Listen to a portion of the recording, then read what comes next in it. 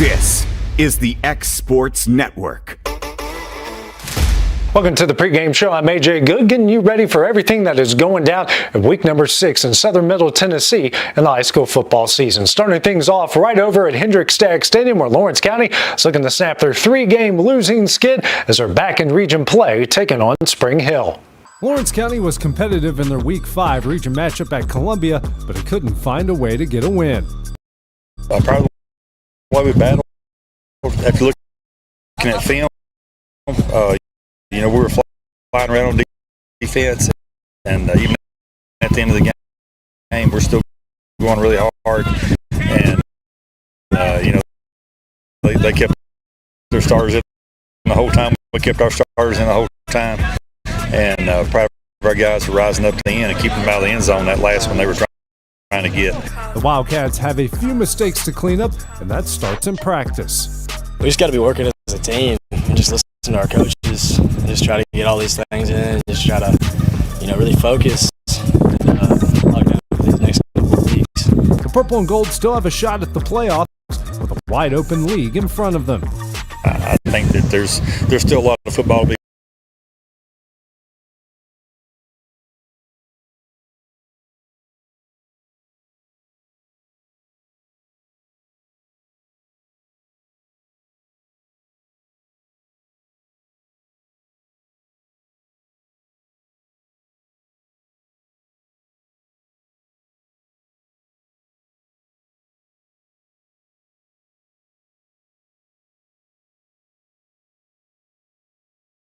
played, and it'll shake out who the best teams are, and then a top 4 go. So we just got to worry about ourselves and getting better for this week, and then we're going to worry about, of course, the rest of the season after that. Up next for the Wildcats is a visit from Spring Hill on Thursday night, and the team coming in after their first win. But they've got good athletes, and we've always had battles with them, and we know them very well. I've seen them in 7-on-7, and like I said, another region game we played for the last several years. So we're looking forward to seeing those guys again. In order to get their second win of the season, Lawrence County will need to execute and eliminate the mistakes. We've got to continue to be disciplined on defense, and we've got to not have any personal fouls. We've got to be sure to play smart football. We talk about if you get shoved, never shove back, because they always see the second guy. And one of our nicest kids got a penalty, which you see. I think he got sort of cheap shot it a little bit, so he pushed the kid back, and the kid flopped. And of course, we got 15 yards out of it. So you got to be smart and realize that people are trying to draw penalties, and so you got to walk away and hopefully get them between the whistles when it's a clean play.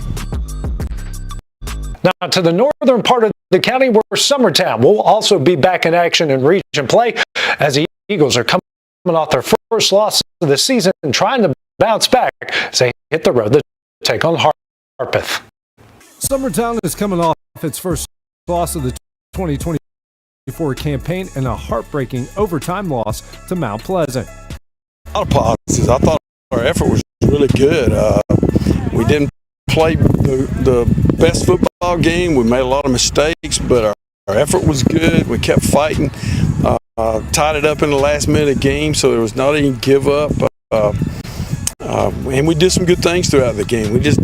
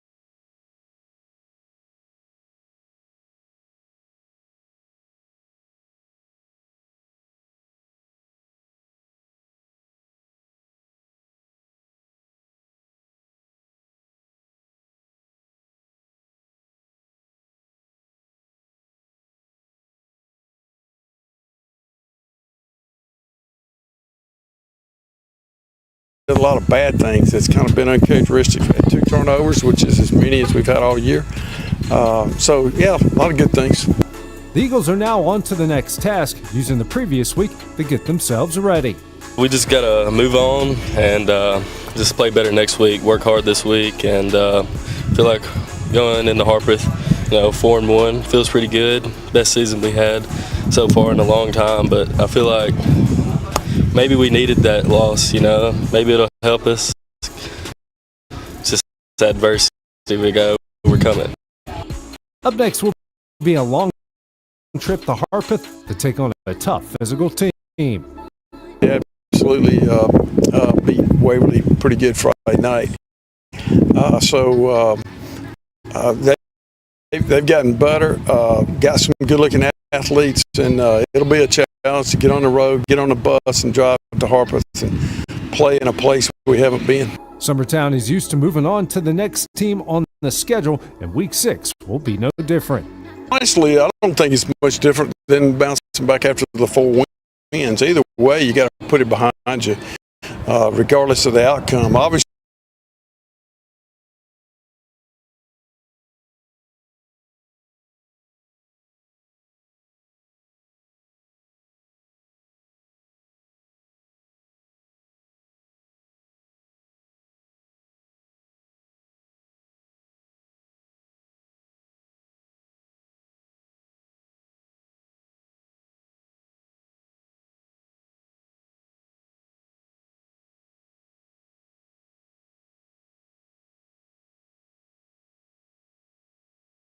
it's a little better. You feel a little better.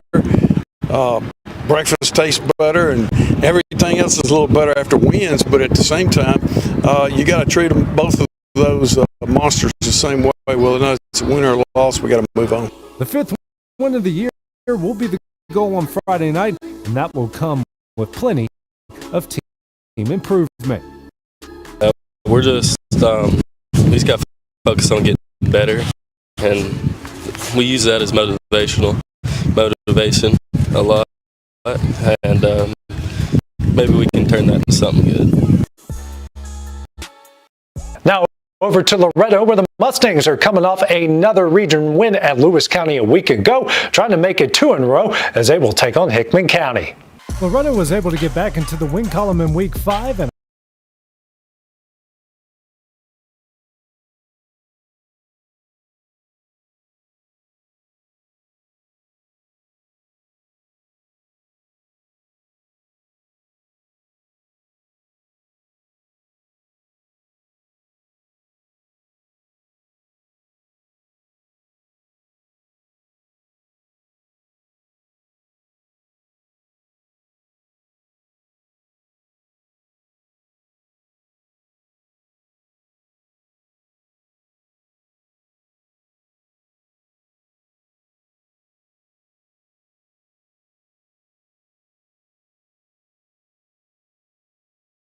a high-scoring affair at Lewis County.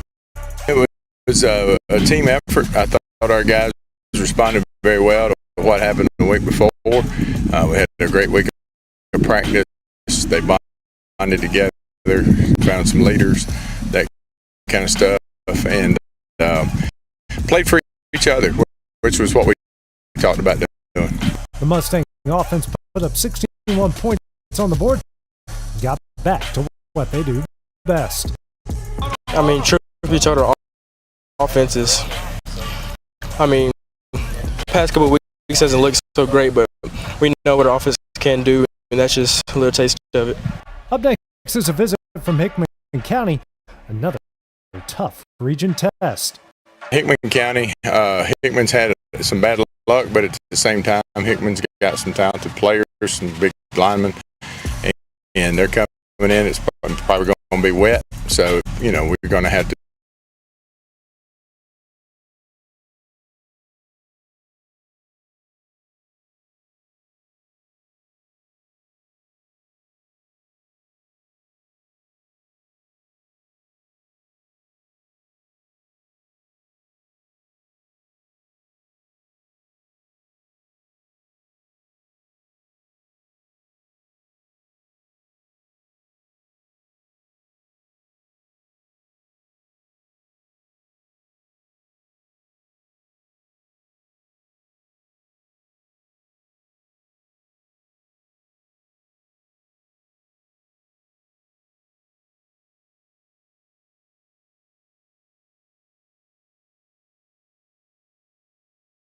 deal with the environment, but we just have to control what we can control, which is us, and we got to take care of our deal.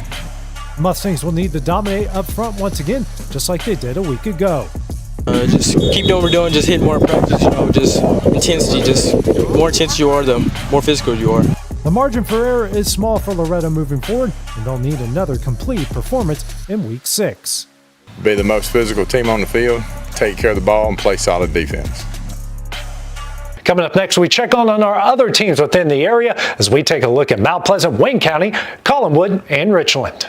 Do you have a small farm, a big farm, or just critters in the backyard to feed? If you answered yes to any of those questions, then you need to make the short drive down to A&B Feeds in Etheridge, Tennessee today. Owner and operator Jamie Ayers has you covered and will treat you right. That's A&B Feeds in Etheridge, Tennessee.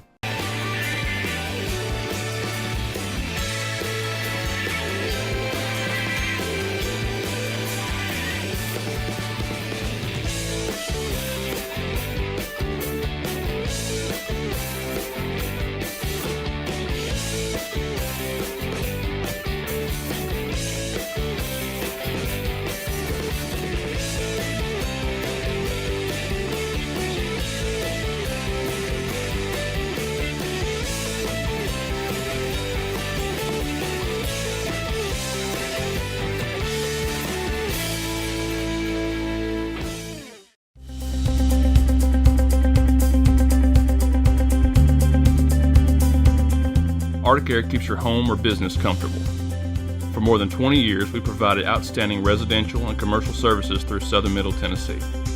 Whether you need assistance with your heat, air conditioning, preventive maintenance, or anything in between, trust our reliable team to get the job done.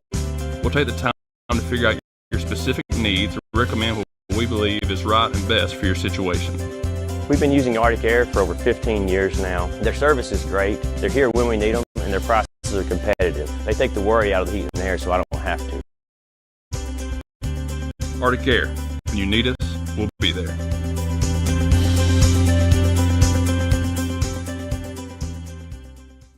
Financial advisor Scott Beasley knows time spent with family is everything. As a founder of Beasley Wealth Management, his mission is to give clients the freedom to enjoy time with family without the burden of financial concerns. A local of Lawrenceburg, Scott deeply values building relationships with clients, ensuring they make informed decisions concerning asset management, tax planning, and retirement planning, offering a free initial consultation. Beasley Wealth Management helps clients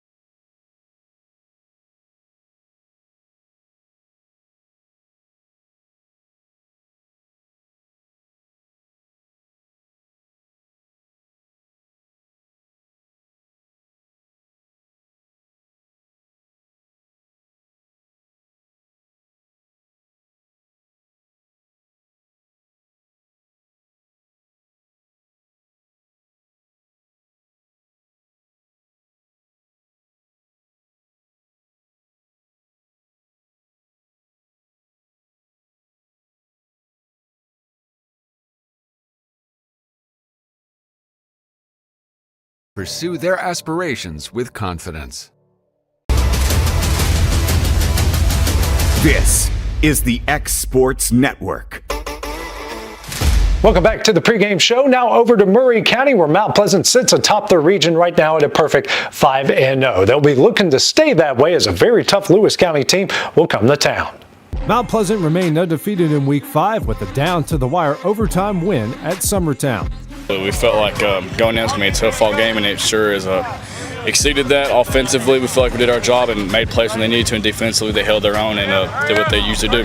The Tigers are used to playing in tight games late, but they know what got them there.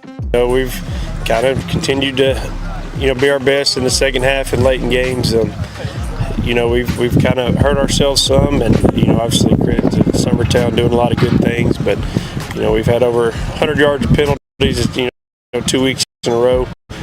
So obviously that's a us problem that we got to get fixed, or it's going to catch up to us here soon.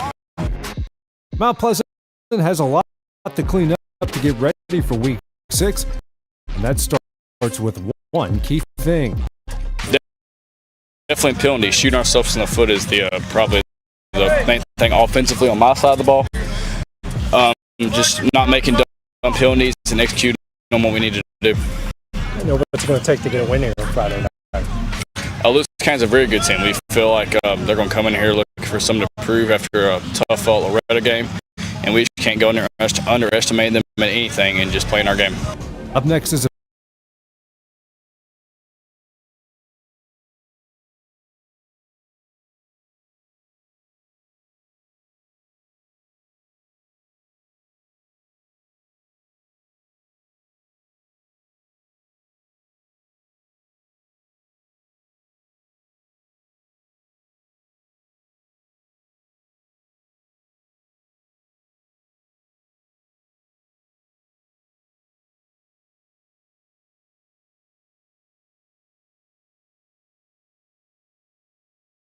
visit from Lewis County, another tough team in a stacked region. There's no easy nights, in the region this year. They're coming off another great game, high-scoring game with Loretto. Really talented team with experience, backfield. Great coaches on their coaching staff, and we expect nothing less than another great game in the region. We got to show up, we got to play well, limit mistakes, and win the battle in the trenches. To stay unbeaten in 2024, the Tigers will need to clean up their mistakes and not beat themselves. We've taken care of the ball, but we got to not shoot ourselves in the foot.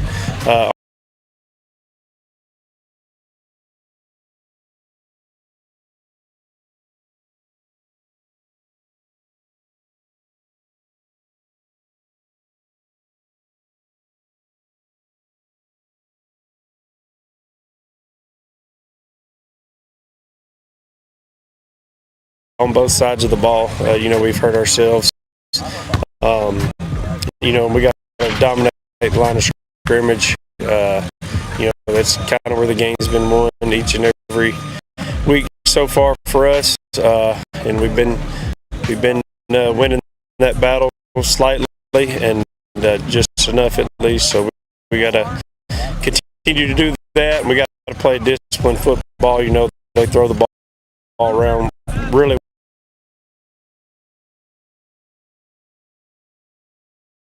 well, so we're going to have to do a good job of limiting big plays from a high-scoring offense. Now over to Class Single A, and in Waynesboro, where Wayne County has won back-to-back games as they'll be looking to make it 3 in a row and pick up another region win as they visit Eagleville. Wayne County has won back-to-back games, coming on the heels of a dominant performance over McEwen. It feels great, actually. Coming off an 0-3 start, we knew we had the potential to, turn it around, but 0-3 start's a little disheartening, but, we picked it up. The Wildcat offense was able to put up some explosive plays and points on the board. Oh, it's great. We pride ourselves as being a physical team, and just being that explosive, like I said, we haven't been.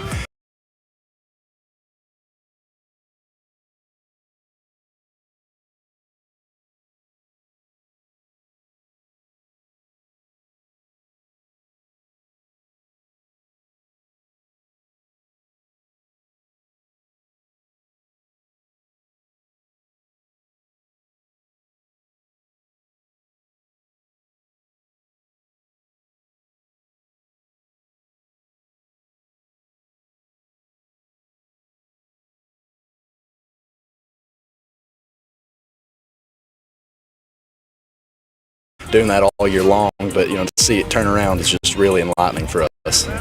Up next is a visit to Eagleville, another big game in the region.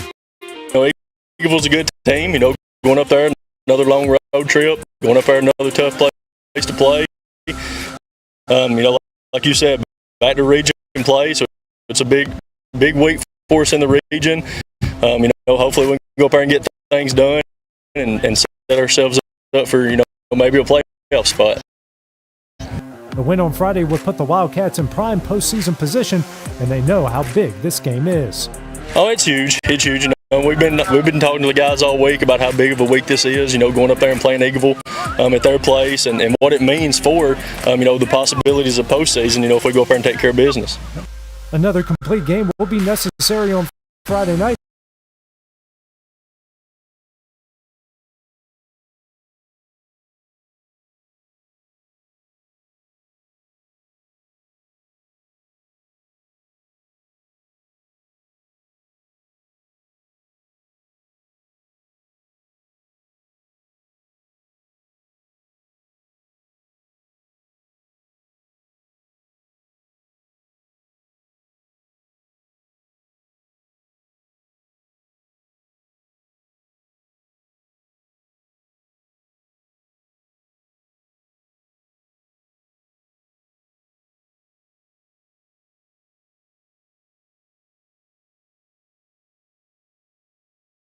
And they'll need to do the little things right.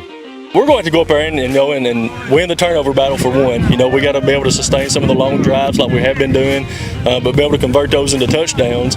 And kind of the same thing defensively. We got to get them off the field on third down. We assist individuals and businesses with their legal needs, including real estate, property closings, personal injury, employment discrimination, and family law. Our clients get the personal attention and convenience of a hometown law firm with the resources and ability to handle any case. Come see us at Boston, Holt, and Durham. Since opening our doors in 1904, Builtwell Bank has existed to be the local economic engine for the communities we serve. No matter if you're buying a car, saving for retirement, or finally buying that forever home, Builtwell Bank is here to help. From personal checking and savings accounts to a full suite of business and commercial banking with treasury management services, we'll make sure you'll have a dedicated Builtwell banker that understands your unique needs and stands by you every step of the way. No matter where you are in Tennessee or Northwest Georgia, there's likely a Builtwell Bank location nearby. Come see us and let our dedicated financial team help you with all of your banking needs. Member FDIC. At C&B Linen, fast, friendly, and reliable service is our promise to you. Because you're not just a customer, you're family. From multi-use linen to branded floor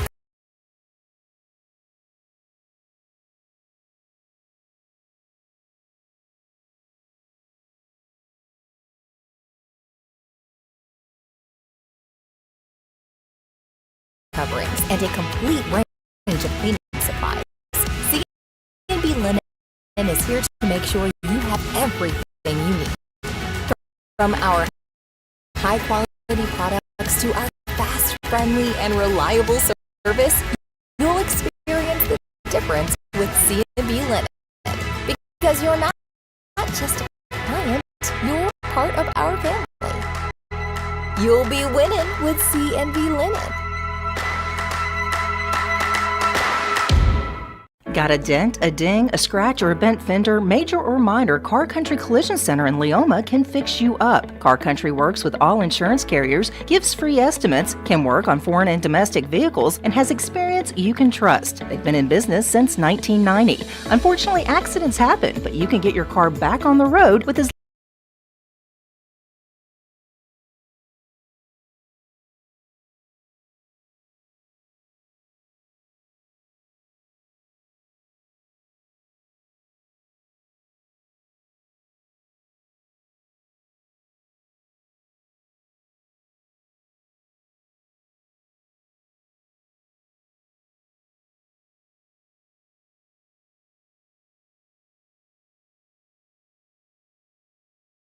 little hassle as possible with the help of Car Country. Call 931-852-4708 or stop by at 2567 Highway 43 South in Leoma. From the X Sports Network, this is the UNA Report, presented by First Class Charter.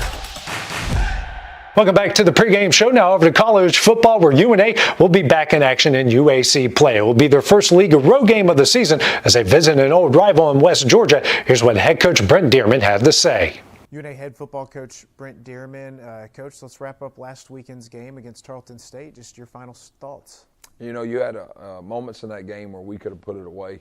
Had moments that we could capitalize on momentum. And that, for us to get over the hump, that's the biggest thing that we've got to do. Going the distance with local sports. Loretto Mustangs.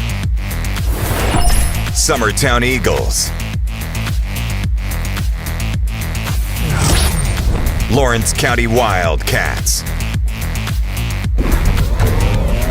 This is the X Sports Network.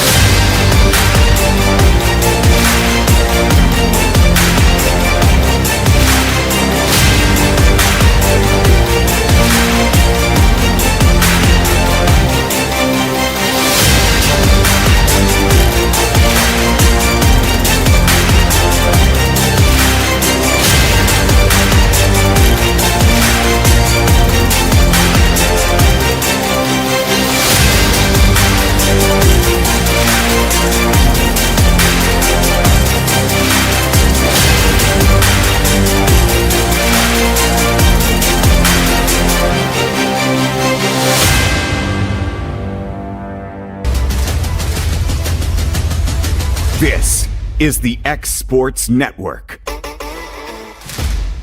And welcome everybody to Hendrick Stagg Stadium as we get you ready for tonight's TSSAA Class 5A Region 5 showdown between the visiting Raiders of Spring Hill and the homestanding Wildcats of Lawrence County. This is AJ Good, joined alongside by Dusty Kaiser here for tonight's game. Dusty, both teams coming into this game at the bottom of the region right now. Lawrence County playing their third region game. Spring Hill going to be playing their second. A lot at stake here tonight. It's a Thursday night game. Trying to get this bad boy in. We do have some bad weather on the way, but there is a lot at stake for both teams in this game here tonight. Absolutely. You know, when you said at the bottom, you don't want to be at the bottom.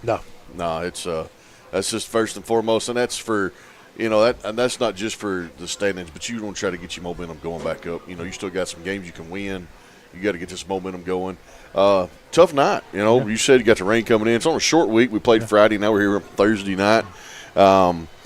I know some people around here don't know what we're talking about. Some will. You know, the fair's in town. There's hardly nobody in the crowd, and that has something to do with the fair and the weather. But, hey, these boys right here, they're going to have to buckle down tonight. Spring Hill's coming in. They're not going to be just a team to lay down. And like you said, I know you're going to get into some of their offense. But Lawrence County's going to have to bring out defense tonight. Yep. Spring Hill coming in at 1-4 overall, 0-1 in the region. Got their first win of the season a week ago in overtime, led by Ben Martin in his 7th season as the leader of the Raiders. Over for Lawrence County, 1-4 on the year, 0-2 in the region, led by David Marston in his 22nd season at the helm of the Wildcats. Speaking of the guys to look out for Lawrence County, back at quarterback again will be Logan Clayton, making his 3rd start on the year, 22 of 43 with a touchdown interception, 228 yards through the air, 54 yards rushing with a touchdown. And on the other side for Spring Hill, you have Cordell Isaac. He's 77 of 124, 738 passing yards, 10 touchdowns to 4 interceptions. So both quarterbacks are going to play huge in this game here tonight. Oh, they are. You know, you're going to see Logan. I think you're going to see Logan get out. Logan's going to try to throw the ball down the field tonight. He's going to make some plays with his legs. Kind of anxious to see how our receivers do tonight. You know, they had a short week of practice, but talking to coaches, you know, they talk about we were trying to work on blocking and trying to get some plays down the field. With that being said, we know Spring Hill, you just said it, they're going to start throwing the football. They're going to try to throw it a bunch tonight. So, you know, we're going to have our hands full with that. But for us, for Lawrence County to open up our passing game tonight, we're going to establish a run early, and that's going to be with Pettigrew and Clayton. I think, you know, we see when those games where they have 150, you know, a piece, we get around 300-yard mark, I feel pretty confident in our win. Yeah, Carter Pettigrew leading the Wildcats, 75 carries, 414 yards, a team-leading 7 touchdowns. Yeah. Ian Clayton, 66 carries, 339 yards. And you mentioned Spring Hill Dusty going to put the ball in the air a lot tonight. The guy to look out for, Jackson Westbeld for them. He has 27 catches for 334 yards and 7 touchdowns as well. So it's a clash of styles, as they say in the boxing game or in the UFC game, that styles make fights, and we got one team that's going to want to put it through the air, the other team is going to want to put it on the ground, and defenses are going to have to come up and stop either side. That's right. And, you know, we always talk about our lines on both teams, whatever teams we're playing. Spring Hill defensive line, they're going to have to be ready because Lawrence County's going to try to pound it in the trenches. I mean, we've been doing it every week. We've been gaining yards. You know, we've done it against Columbia. We've done it against Giles County. Just had some turnovers, some bad dumb penalties. That's another thing I want to say real quick. I hope we got some cleaned up dumb penalties for this game tonight. That's something that I've been harping on. I know you have too. We've talked about it for all year long. And the coaches talked about it this week when I was at practice. That was kind of a major emphasis for them. Yeah, we got to clean with them dumb penalties. You know, we take away 45 yards that we're averaging a game just on dumb penalties. You know, that could be points on the board. As Lawrence County will kick it off, they'll be on your screen in the purple tops, white helmets, white pants going from left to right. Spring Hill in the maroon helmets, maroon pants, white tops will be on your screen going from right to left. Justice Hughes on to kick it away from the Wildcats from the left hash. And back deep to return will be, looks like that is Patrick Bunch and Will Bailey here for Spring Hill. So we mentioned the bottom of the region. Down there is Franklin County, Lawrence County, Tullahoma, who is 1-1 in the region right now, and Spring Hill. So out of those 4, one of them's going to be in that 4 spot, and you want to be at that 4 spot and playing in that first weekend in November. That's it. Hughes to kick this one away, and it's a short end-over-end kick. That is going to land at the 34-yard line, and it's bobbled, and getting on it's Lawrence County. And they will have it at the 39-yard line in a quick kind of pooch kick, and the Wildcats will take over first down and 10. That was, let me get my guys right here. That was Elijah Young. What a great job there. Elijah Young on the recovery. They will take over on the Spring Hill 39-yard line, and that's where they'll take over first down and 10. So, hey, and you get the ball out of halftime. Great starting right here. Yeah, you get it right there. What a great start, great field position here for the Wildcats.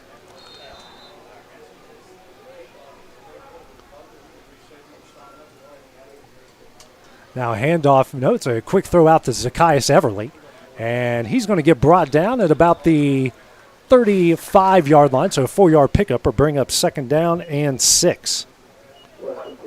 So they go out quickly onto the flat there, and Everly, who came into the game with 11 catches for 123 yards, picks up a quick one right there. Second down and 6 here for the Wildcats. Hand off to Pettigrew over the left side. He cuts up the field, got tripped up, and they will mark him at the 30-yard line. It'll bring up third down and 1. Man, he had a huge hole. That's a good job by that left side of the line right there, AJ. They had a great push. First third down opportunity here. Wildcats get on the field. Now they're going to look to the sideline. 2 receivers to the left, tight end to the left as well. And Silva's a single receiver to the right. You got Pettigrew to Clayton's right here out of the shotgun. Both sides will work out of the shotgun as we're a minute into this game.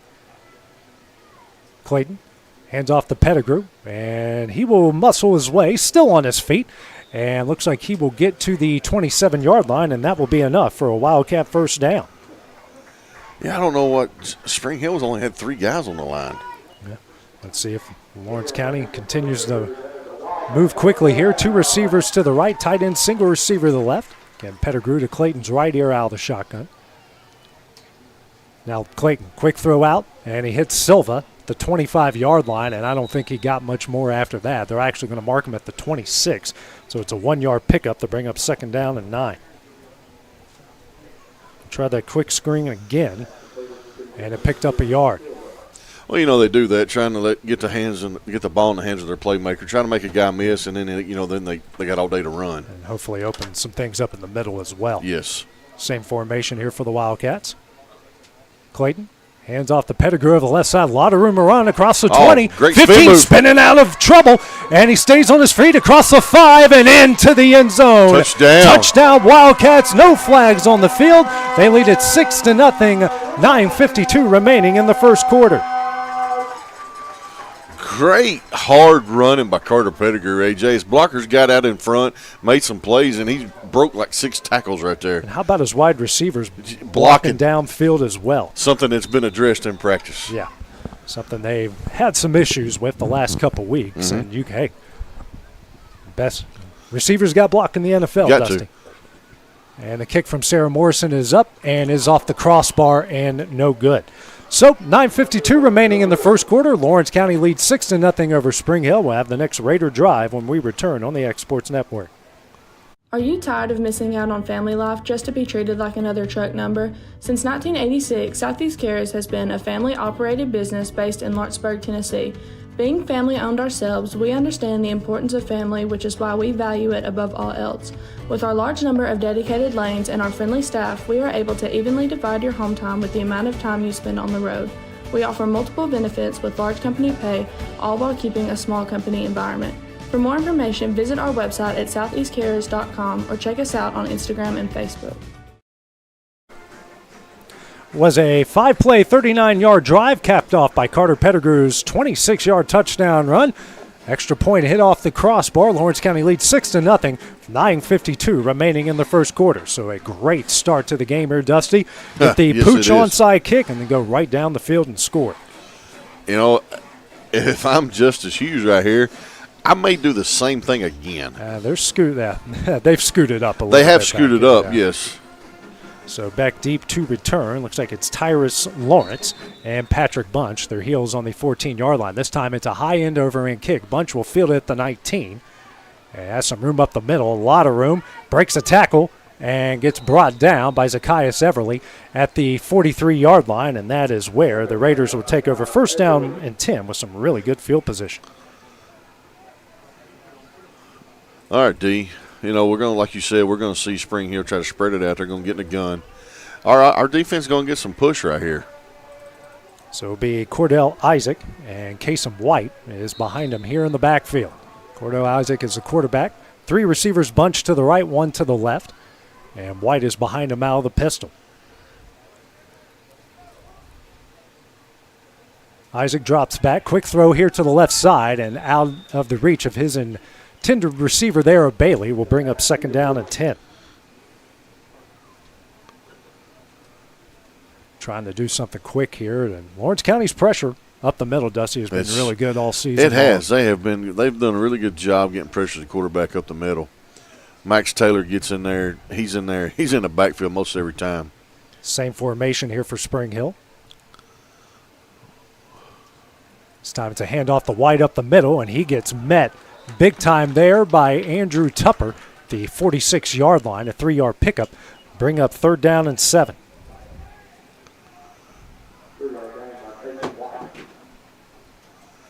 This is a big stop right here for Lawrence County. Now they'll flip the formation with 3 receivers bunched to the left, 1 to the right. White to Isaac's right out of the shotgun. Drops back. Quick throw here to Bailey, and Bailey will make the catch right beyond the sticks there at the 46-yard line, and that will be a first down for the Raiders. And Taden Russell was in the backfield. He hit him. So really good pass connection It was there a great between pass. Isaac and Bailey. And the Raiders have their first third down conversion. First down and 10 from the Wildcat 36-yard line. Under 9 minutes left to play in the first quarter, and they'll go with this same bunch formation with White to Isaac's left out of the shotgun. Now motion will go to the right from one of the slot receivers. Isaac hands off to White over the right side across the 45, and he will get, looks like, to the 41-yard line. That's where they'll mark him. Decent pickup to bring up second down. That was a great job on first down. It's a 5-yard pickup, second down and 5. This is a Raider team that struggled to run the ball for the majority of the year, but not a bad run right there. Their leading runner is not in the game right now, Lionel Brooks, who has 256 on the season. 2 receivers still left with the tight end, 1 to the right. Isaac.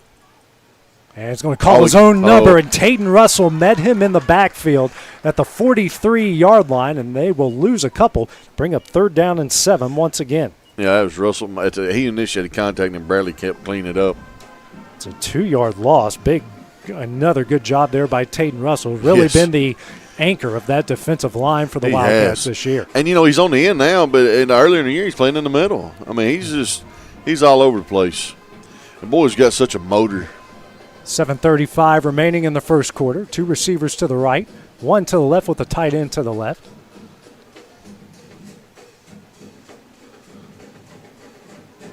Isaac gets a snap, looks to his left, now rolls out. Got pressure, he's going to throw that one away. A good job on the pressure by Jake Bradley, forces the throw away, and that's going to bring up fourth down for the Raiders. Really good job by Jake Bradley. Great job by Jake Bradley. And it looks like the punt unit going to come on the field here for the Raiders. Lawrence County forces the third down stop. So back to punt it away will be Josue Martinez. And back deep to return is Everly. And it looks like his heels will be on the 16, or actually will go back to the 13. Left-footed kicker, and that will go to the Spring Hill sideline. Will take a bounce and will continue to roll. And they will mark it there at the 8-yard line, and that's where the Wildcats will take over. First down and 10. So, not as good as starting field positions had on the previous drive. This time is a little different. They force a stop, and they can bring the offense back on the field after they went 5 plays, 39 yards, and got a Carter Pettigrew 26-yard touchdown run, his 8th of the season. 2 receivers to the right with a tight end and a single receiver to the left. And Ian Clayton now in running back here for Lawrence County.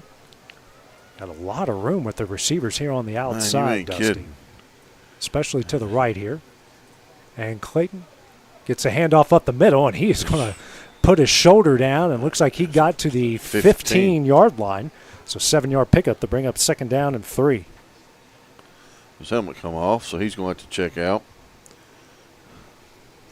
So decent run there. Second down and 3 for the Wildcats as Pettigrew will come in the game. I would imagine his helmet came off after he just lowered that shoulder down right into 2 Raider defenders. He did. Pettigrew to Clayton's right. And he looks to his left. The ball is tipped. And Gage Smith does a great job to knock it out of the defender's hands. And that will bring up third down and 3. That was a nice little double pump there by Logan, but the defender didn't bite on it. Yeah, good job by the defensive line of Spring Hill. Hey, when you can't get pressure, the best thing you can do is get your hands up and make them throw it through it. Exactly. It's third down and 3. The Wildcats converted on their previous third down opportunity. 6:31 remaining here in the first quarter. 2 receivers to the left, tight end, single receiver to the right. Now Pettigrew gets a handoff over the right side, cuts up field, and he's going to get to the 20. And they're going to mark him there at the 20-yard line, and that is enough for a Wildcat first down. A good run there by Carter, and a 5-yard pickup. And their second first down of the game. They're going to get on the ball and run it quickly here with the same formation.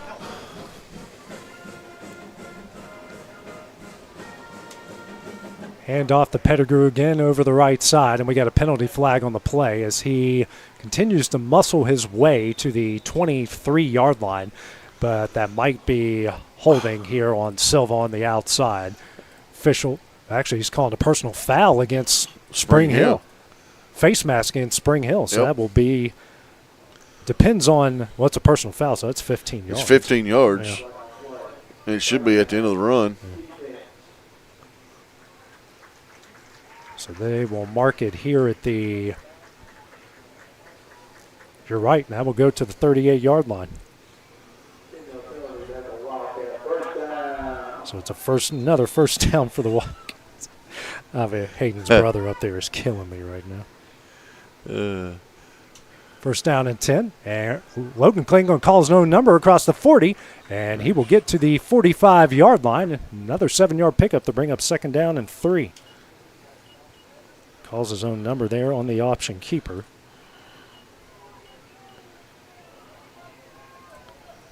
The Wildcats back on the ball again. Now they'll look to the sideline. Pettigrew still in the game. Second down and 3. 5:25 remaining on the rolling first quarter clock.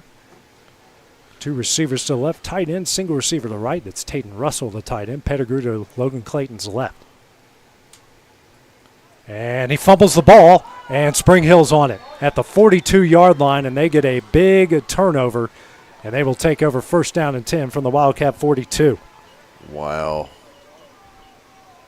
He just didn't handle the snap. No.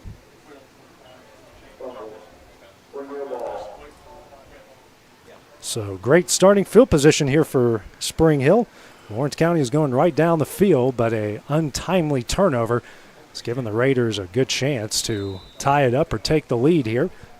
5:09 remaining in the first. Spread formation with 2 receivers stacked to each side. Still White at running back to the left of Isaac.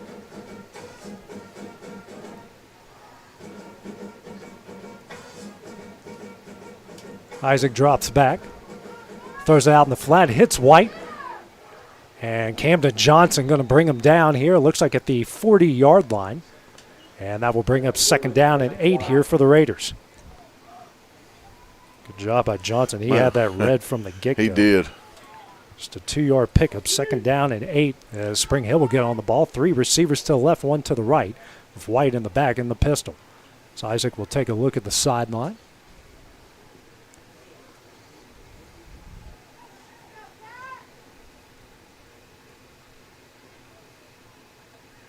And that's a bad snap. Isaac makes a play, and he is tracked down by a host of Wildcats. First one in there is Gavin Schultz, who brings him down at the 46-yard line. That's a 6-yard loss. That was a rocket of a snap that went right through Isaac's hands. Third down and 15 coming up here for the Raiders.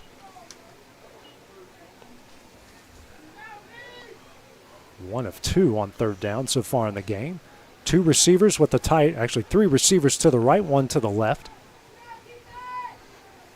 Empty backfield now. Actually, we got 4 receivers to the right, 3 of them bunch, 1 to the left. Isaac drops back. Here comes pressure from Russell. Throws over the middle, and it is. Did he catch that? He caught that.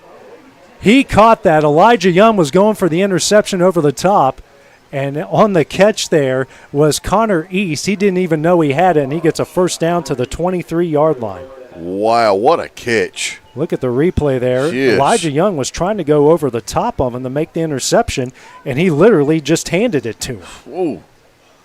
So that's a first down, a huge first down conversion on the 23-yard pickup. Yeah, I mean, they're at midfield. Well, beyond midfield. Yeah. 2 receivers each side. White to Isaac's left. Hand off to White over the right side, and Tatum Russell's going to bring him down here, I believe, at the 21-yard line, so a 2-yard pickup to bring up second down and 8.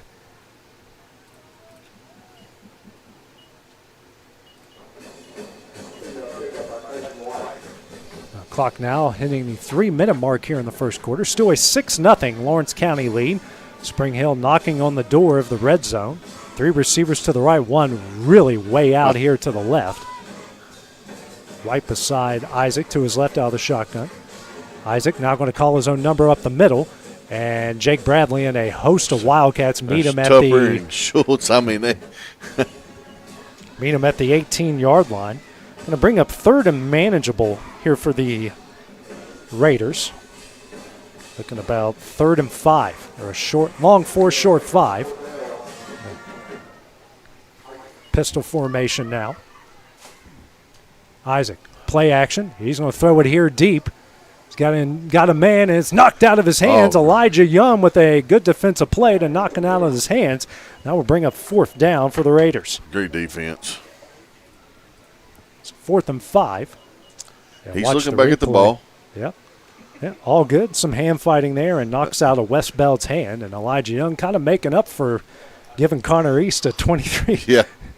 Handed Connor East a 23-yard connection. I'll give it a pass this time. Yeah. 4th down and 5 here for the Raiders. They'll go 3 receivers to the left, 1 to the right. And White to Isaac's left here out of the shotgun. Big situation here for both sides. Huge situation.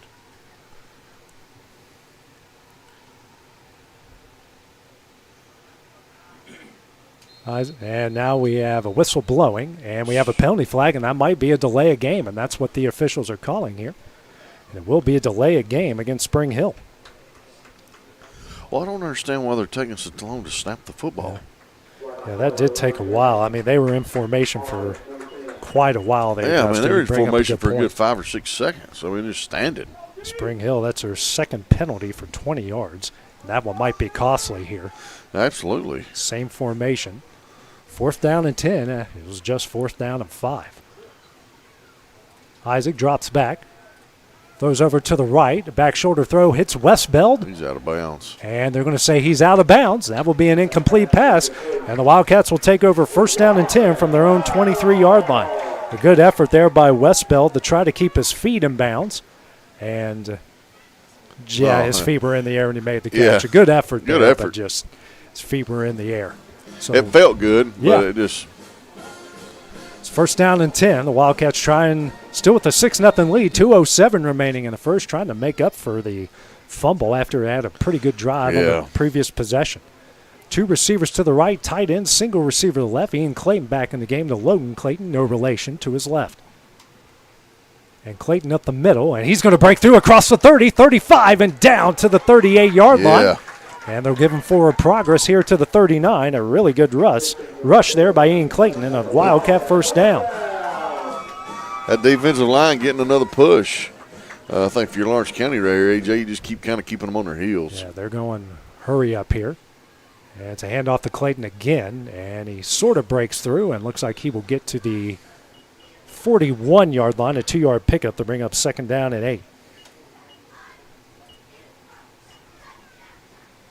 Lawrence County will rotate their running backs. Clayton and Pettigrew have gotten about 98% of the carries so far this year. 2 receivers to the right, tight end, and an H-back to the left. Now a handoff to Clayton over the right side on the counter play across the 45, and will get brought down here at the 47-yard line. 6-yard pickup. That'll bring up 3rd down and 2. I think you just keep it on the ground here, get your 1st down. It's a bread and butter. I mean, you're going to take this probably down a couple more plays, and then you're going to be in 2nd quarter anyways. We're under a minute. Yeah, under a minute left here in the 1st quarter. 3rd down and 2 for Lawrence County. 3 receivers to the left with the tight end to the right. Still Clayton in the backfield here on the 3rd down and 2. He'll get the handoff, and he dives across in the Raider territory to the 49-yard line, and that is enough for another Wildcat 1st down. He knew what he had to do there, Dustin. Oh, yeah. He got a little bit tripped up, and he knew he just needed to dive across that midfield line, and he did. So 35 seconds remaining in the quarter, and Lawrence County back on the line here quickly. Same formation. Now it's a quick screen out to Everly. Everly will get across the 45, and still on his feet. And he's going to run out of bounds, and they will mark him at the 36-yard line, but that will be enough for a Wildcat 1st down. Hey, and that stops the clock. Yeah, they can at least get another play off here. So that quick screen works there for a Wildcat 1st down. Stops with 21.5 seconds remaining in the quarter. 2 receivers to the right, tight end, single receiver to the left. Hand off to Clayton up the middle, and he's across the 20, and he's going to keep his feet down to the 27-yard line. Another good pickup there by Ian Clayton, and that might be enough to end the first quarter here. I think you're right. Yeah, they'll bring up 2nd down and 1. And the Wildcats will take it to the quarter. So after the first 12 minutes of play, Lawrence County leads Spring Hill 6-0. We'll take a minute break, then at the start of the second quarter, we return here on the X Sports Network. For decades, First Class Charter has provided high-quality motor coach transportation services to the Tennessee Valley. With numerous safety and cleanliness accreditations, First Class Charter is ready to make your group trip a reality. Contact us today by visiting firstclasscharter.net. First Class Charter, the official motor coach company of the North Alabama Lions. Got primary care? Find your way to better health with primary care by One Stop Medical. With decades of combined experience, you'll find a one-on-one relationship just like the old days, but with the convenience and technology of today. When One Stop Medical does primary care, it's the best. Call today for an appointment and find your way to healthy living. Serving Lawrenceburg, Pulaski, and Hohenwald. Phone 931-244-8220. Primary care by One Stop Medical at its best. Do you have a small farm, a big farm, or just critters in the backyard to feed? If you answered yes to any of those questions, then you need to make the short drive down to A&B Feeds in Etheridge, Tennessee today. Owner and operator Jamie Ayers has you covered and will treat you right. That's A&B Feeds in Etheridge, Tennessee. Start of the second quarter, Lawrence County leading Spring Hill 6-0, having on the 27, and a quick screen out to Gage Smith here. That will be enough for the first down, and they will bring him down, I believe, here at the 21-yard line. That is enough for a Wildcat first down on the 6-yard pickup. So that quick screen is working pretty good here, Dusty, It so is. far.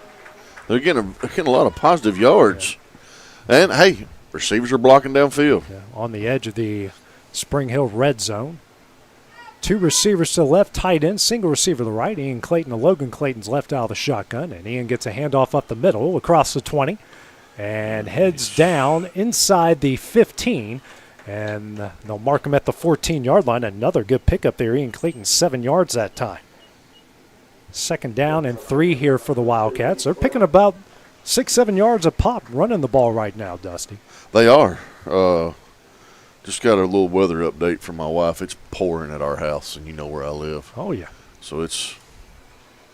And now Logan Clayton going to call his own number. He's across the 10. He's got Tayden Russell in front of him. Now he's going to go to the Wildcat sideline, cross the 5 and down. Man. Here at the 4-yard line. And that's enough to bring a first down and go on a first down for the Wildcats. 10-yard pickup from Logan Clayton.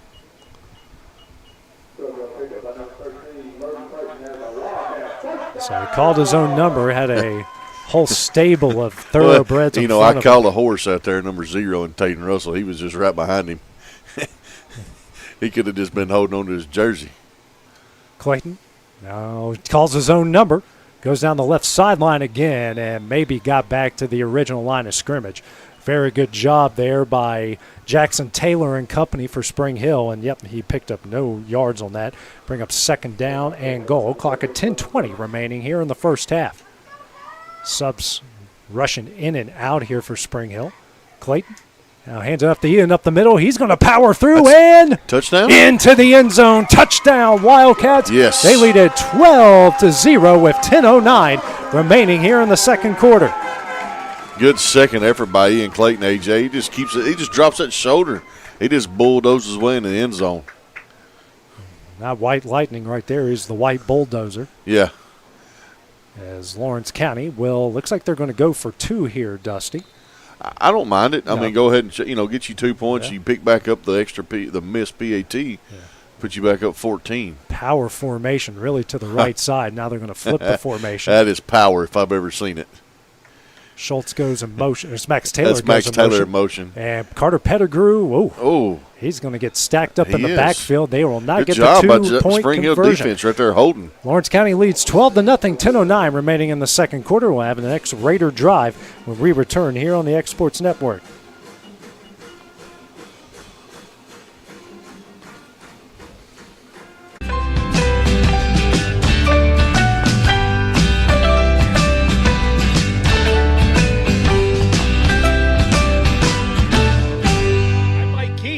My friends at Elliott Johnson Insurance have a great partner in Auto Owners Insurance. Auto Owners makes it easy to get life, home, car, or business insurance. Let Elliott Johnson Insurance find the Auto Owners policy that makes a difference in your life. Call Elliott Johnson Insurance at one of their 3 locations, Florence, Loretta, and Lawrenceburg. Elliott Johnson Insurance, moving forward for our clients every day. 11-play, 77-yard drive capped off by Ian Clayton's 4-yard touchdown run, his first of the season. 2 points no good as Lawrence County leads it 12-0. So the Wildcats, using the quick screen game and using the ground, they go right down the field on 77 yards on 11 plays. And defense, Dusty, showed up pretty good here so far as well. They have done a really good job on defense. They've been getting a lot of pressure up the middle, keeping their quarterback where he can't just sit back and try to pick us apart. Hughes kicks it deep. Bunch will wisely let that one go out of bounds. And I believe they will, 35-yard lines where they'll take over? Yes, it should go to the 35.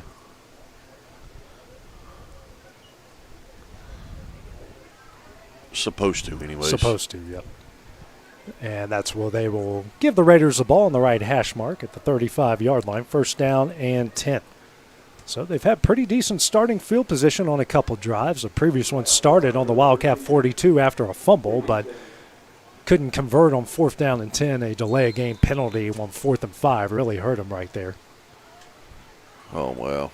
Got a lot of stuff coming, it looks like, from the radar. But that is Sam bringing it up, so take that with a grain of salt. 2 receivers to each side with White to the right. Motion comes here from Bunch. And it's going to be a fly sweep to him. It's Achias Everly brings him down at the 31-yard line. What a great job by Everly. That's going to be, well, this marked it at the 32, a 3-yard loss to bring up 2nd down and 13. They have read that twice tonight. Perfect. And Everly just beat everybody, to the play. 2nd down and 13 here. 2 receivers to each side. White to Isaac's left out of the shotgun. Motion comes here from East. Isaac's going to throw it deep here. Looks for Bunch just out of his reach. He had just gotten beyond Gage Smith there and just overthrew him by a half a yard. Brings up 3rd down and 13.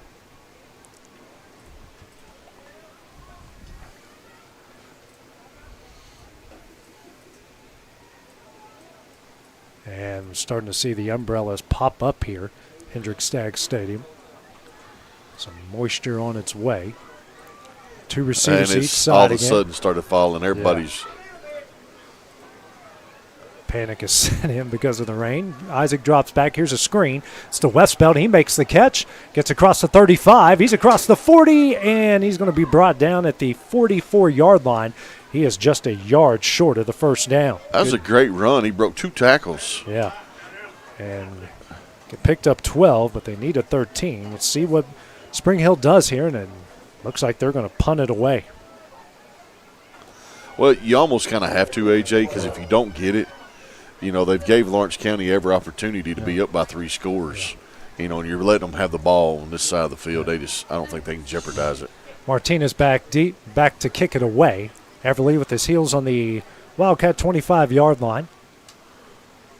And the left-footed kicker. Ooh, that looked like it got tipped. He hit it because he pulled his hand back. And they're still going to let it roll. And that got a great roll from Martinez. And they will mark it dead at the 26-yard line. So even though it was tipped, it still rolled a pretty decent way, as that's where the Wildcats will take over 1st down and 10. So they've moved the ball on all 3 drives so far here, Dusty.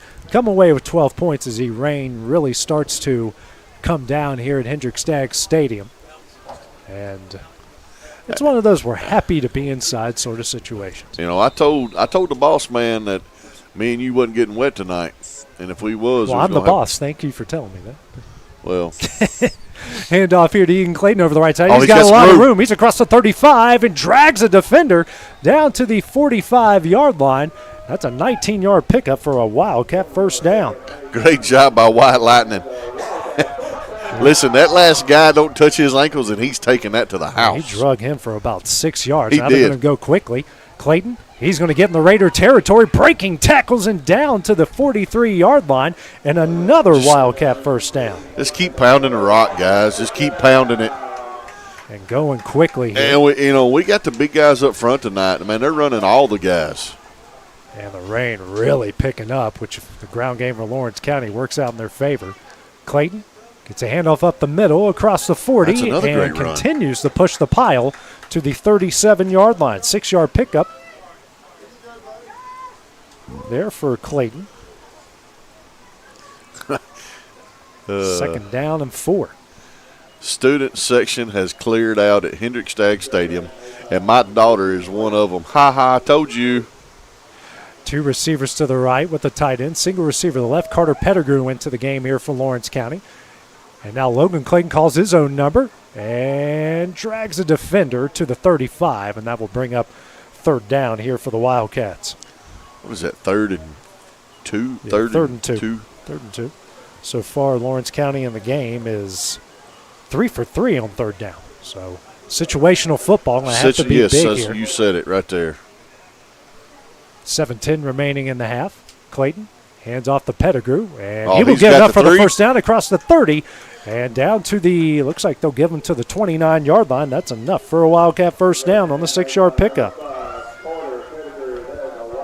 They just continue to go right down the field here. Have done it on every drive so far. They have. I mean, Spring Hill does not have an answer for the run of Lawrence County tonight, AJ. They already have 186 yards of offense in the first half. Still a lot of football left. Yeah, still a lot to go here. 6:40 remaining in the half. It's a handoff to Pettigrew. Gets across the 25 and muscle his way to the 24-yard line. 5-yard pickup to bring up second down and 5. This is one of these things right here, too, that Spring Hill's lining up knowing what's coming.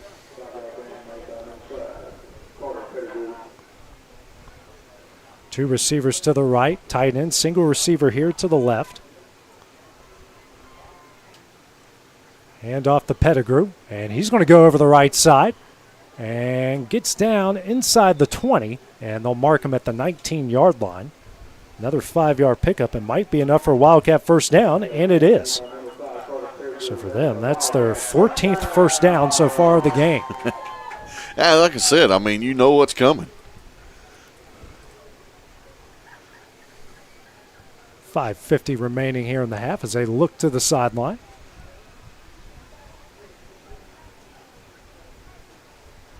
It's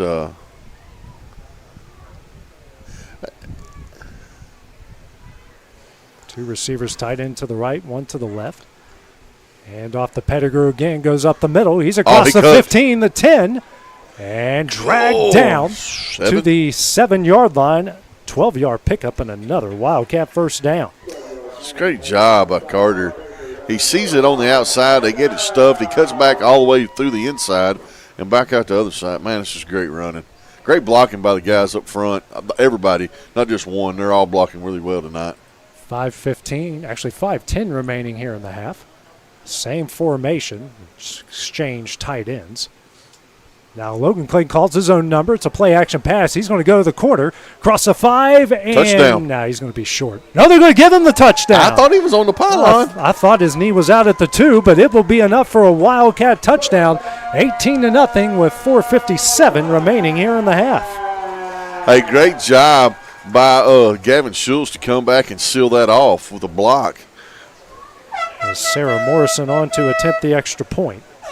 And I'm going to give props right here. Max Taylor has taken every snap so far in this game. As the rain is really coming down. On both sides. He has been on every play. Snap is back. The kick is up, and the kick is good. So with 4:57 remaining in the half, Lawrence County leads Spring Hill 19-0. We'll have the next Raider drive when we return here on the X Sports Network. Are you looking for the perfect refrigerator? What about a new stove or washer or dryer? It only makes sense to shop at the one place that specializes in appliances, top to bottom, big or small. And that's Kelly Appliance in Lawrenceburg. Kelly Appliance is home to all major name brands, including LG. LG makes life good with a full selection of refrigerators, cooking appliances, dishwashers, microwaves, and more, including appliances made right here in Tennessee. Family owned and family operated. Stop by Kelly Appliance on Jerry Street in Lawrenceburg today. Wow. 9 play, 74-yard drive capped off by Logan Clayton's 7-yard touchdown run. Sarah Morrison's extra point through the rain is good. It's a 19-0 Lawrence County lead over Spring Hill with 4:57 remaining. Justice Hughes on to kick it away. You got Lawrence and Bunch back deep to return, and they'll probably come up a little shorter here with the very rainy conditions here. And that's a squib kick. And Bunch will let it go out of bounds again, and they'll take over 1st down and 10 from their own 35. Second out of bounds kick there, and good idea, just a little bit too much on that one. You know, and here's the thing, people, you know, that maybe not into sports all the way, but like, you know, baseball, the game would be called right there. You'd be in a dugout or whatever. Right. Football, you're playing. Yeah. No lightning. No lightning, you're playing. Yeah. And you look at the players on the field, there's zero cares given. Some of them just been wanting it, you know. I love some of the fans. They're just dedicated. They don't care how much it's raining. One kid. I see him. Yeah. Power pistol formation here for Spring Hill, and the ball came back, and looks like the snap didn't get back all the way, and White wisely falls on it at the 33-yard line. So they're having some snap issues. That's like 3 tonight they've that's had. about 3 they've had. So ball's on the 33, a 2-yard loss, 2nd down and 12. Same power pistol formation with each receiver lined up really wide. And it's a handoff to White, and Max Taylor met him in the backfield. He will pick up 1 to the 34.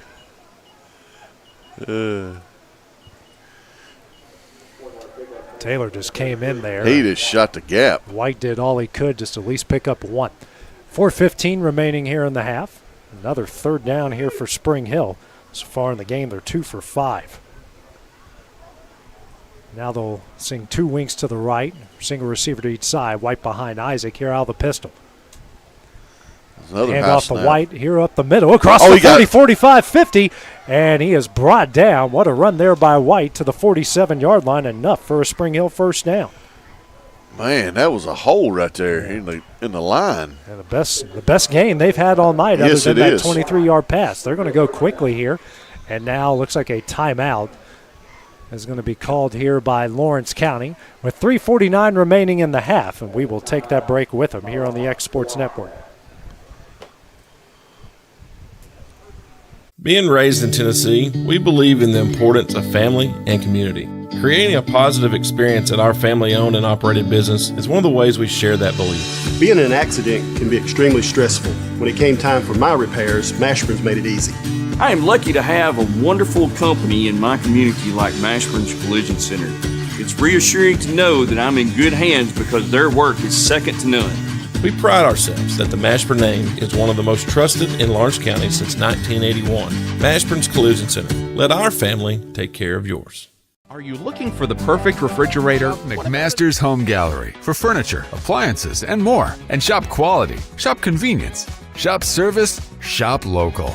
A family-owned business with a long history of serving the region. We're a one-stop home furnishings destination. We feature brands you know, competitively priced, backed by professional installation and service. You can trust that we'll take. Lawrence County burns their first time out as Spring Hill has a 1st down and 10 from the Wildcat 46. White with the handoff up the middle. Lost the football and fell on it at the 45. He'll pick up 1. They'll bring up 2nd down and 9. Figured you'd have some issues like that. The rain just all of a sudden came out of nowhere and just opened up.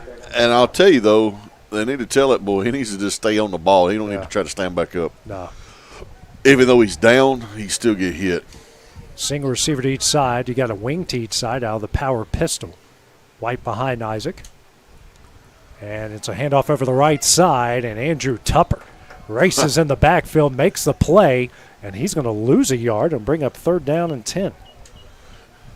So here's what you want for Lawrence County. You want to keep them behind the chains right here. I know now they're on this side of the 50, so more than likely it's 4-down territory for them. But if you keep them back far enough, we'll see what happens. 3rd down and 10. Spring Hill is 3 of 6 on 3rd down so far. And they're still having some snap issues. 2 receivers and a tight end to the left, 1 to the right. Here out of the pistol. Isaac now rolls out. He's got an open man, and he's lost fumbled. The football is out. It's a They're going to call an incomplete pass. And now we got a penalty flag on the play, and it was in and out of the hands of Martinez. See what the call is. They threw it after the play. All right, there was nothing bad there. Yeah.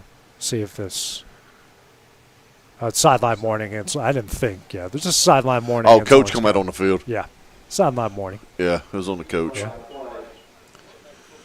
Yeah, now you see Coach Marston telling his guys to get back. The clock stops 2:31. It looks like Martinez might be going back here to punt it away again. Everly will go back deep to return, and the Wildcats. It's another open field stop. Yeah, really good job there by this Wildcat defense to force a stop. Everly with his heels on his own 19-yard line. Martinez, the left-footed punter, back to return. And Taylor got his head over Max. the line of he was scrimmage offsides. Come on, Max. A little bit too close there. And we'll move it up to the 41, and Spring Hill might bring the offense back on the field. Yeah, Max his head was all the way over the line. Yeah. Actually, they're just going to stay in punt formation here. Oh, are they? Yep. Wow. Watch for a fake here. Yeah. Ball on the 41. That's just the third penalty. Oh, yeah, all here procedure penalties. Now they'll spread them out. out. Oh, they're going to try to draw them out. No. Martinez, a left-footed kicker, low line drive, and Everly fields it at the 8. He's going to make a couple guys miss. Makes another one miss. He'll go across the 15, heading to the Lawrence County sidelines, and goes out of bounds right near the 22, and that's where Wildcats will take over. First down and 10. So turn that into a 14-yard pickup. Pretty good there. And yes. Wildcats now with their backs on their own goal line take over first down and 10. They've scored on 3 of their 4 possessions. The other possession was a fumble. So 2:17 remaining and 2 timeouts remaining as well. The 22? Is that kind of? 22, yep. Tight end. 2 tight ends to the right. Single receiver to each side. Hand off to Ian Clayton. He will cut up field. Makes a man miss. Actually just ran him over. Gets across the 30. And no, he didn't miss him. Yeah. He just got run over. That guy bounced off of him. That's down to the 30. Second down and 2. Wildcats will go quickly here. Same formation. Now they'll go a tight end to each side. Hey, we get the ball coming out of the half. Yeah. Hand off to Clayton again. Oh, he got tripped up in the backfield. Wasn't a good handoff to begin with either. And they will mark him at the 28-yard line. So it's a 2-yard loss there. Bring up third down and 4. You can ask him to wipe the ball off. Wildcats 4 for 4 on third down so far. Minute 35 remaining here in the half. Is it 3rd and 2? No, it's a further. 3rd and 4. Got to get it to the 33-yard line. Tight end and a single receiver to each side. Now Logan Clayton calls his own number, and he'll cut up field across the 35 and down to the 37-yard line. That is enough for a Wildcat first down, excuse me. Clock still, the clock stopped for the move to change it. Yeah. No, there's back running. 105. Yeah. 105 now to a minute. Still got 2 timeouts as they'll go quickly here. Hand off to Clayton over the left side. He's across the 40 and slipped and went down to the 42-yard line. 5-yard pickup here by Clayton. This ain't like college and the pros where you can go put some longer spikes in. Hand off to Clayton again over the left side. Squirts out. I think he might have got the first down. He got it to the 48-yard line. He kind of Supermaned that right there at the end. And that will be enough for a Wildcat first down. Clock running, under 30 seconds left. And they're just going to keep running to the half. Maybe try to hit a big play. We'll see here. Hand off to Clayton up the middle. He's in the Raider territory and knocked down at the 46-yard line.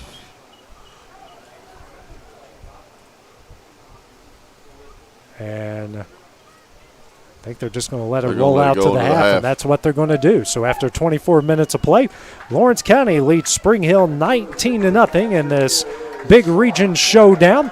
Coming up next, we'll have a weather report from Fred Gossage and a performance by the band of Lawrence County. That is coming up at halftime here on the X Sports Network. Are you looking for a non-factory job environment? Livingstone Freight Solutions is a 3PL company that began managing warehouses in Tennessee, Alabama, and Mississippi. With our multiple shifts and experienced management team, our goal is to give you as an employee a safe family work environment and competitive wages. We offer a wide variety of employment opportunities from forklift drivers to management level positions. We also strive to offer a competitive benefit package and PTO options. For more information or to apply, visit us at livingstonefs.com or give us a call at 931-269-3255.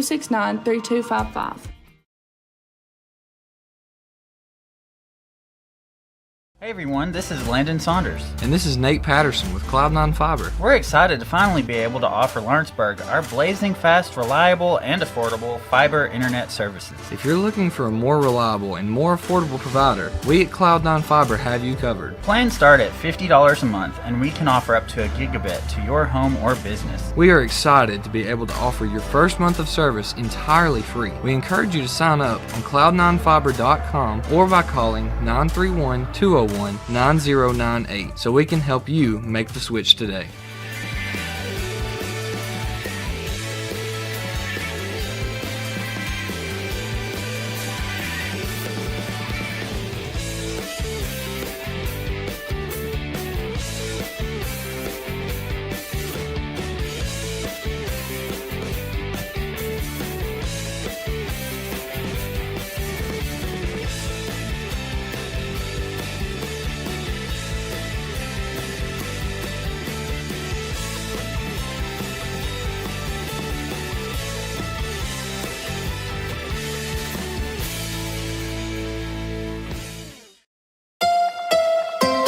From the Tennessee Valley Weather Channel, this is your sports forecast.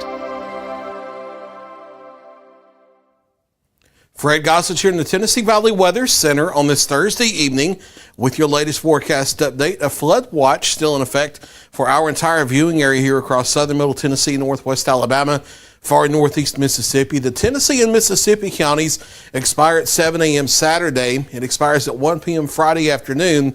As of the latest update here for North Alabama, multiple rounds of heavy rain the next 36 hours, giving a 3 to 5 inch rain across Tennessee, 1 to 3 inches of rain across North Alabama into North Mississippi, and that could cause some localized flooding and flash flooding across the area. In addition, there is a wind advisory across Middle Tennessee into North Alabama tonight, Friday, and the Friday night for the potential for some off and on wind gusts that could get up into the 30 to 40 mile per hour range with sustained winds of 15 to 25. Futurecast showing the steady rain moving into the area during the late overnight hours from east to west and continuing on through Friday morning.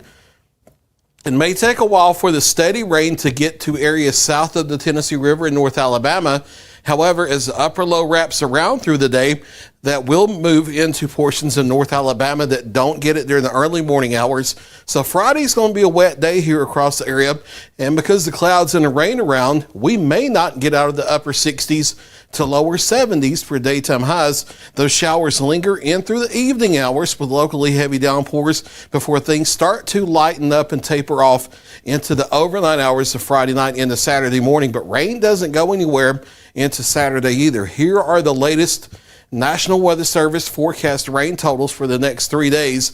North of Highway 64 in Middle Tennessee, 4 to 5 inches of rain look to be the next 3-day totals.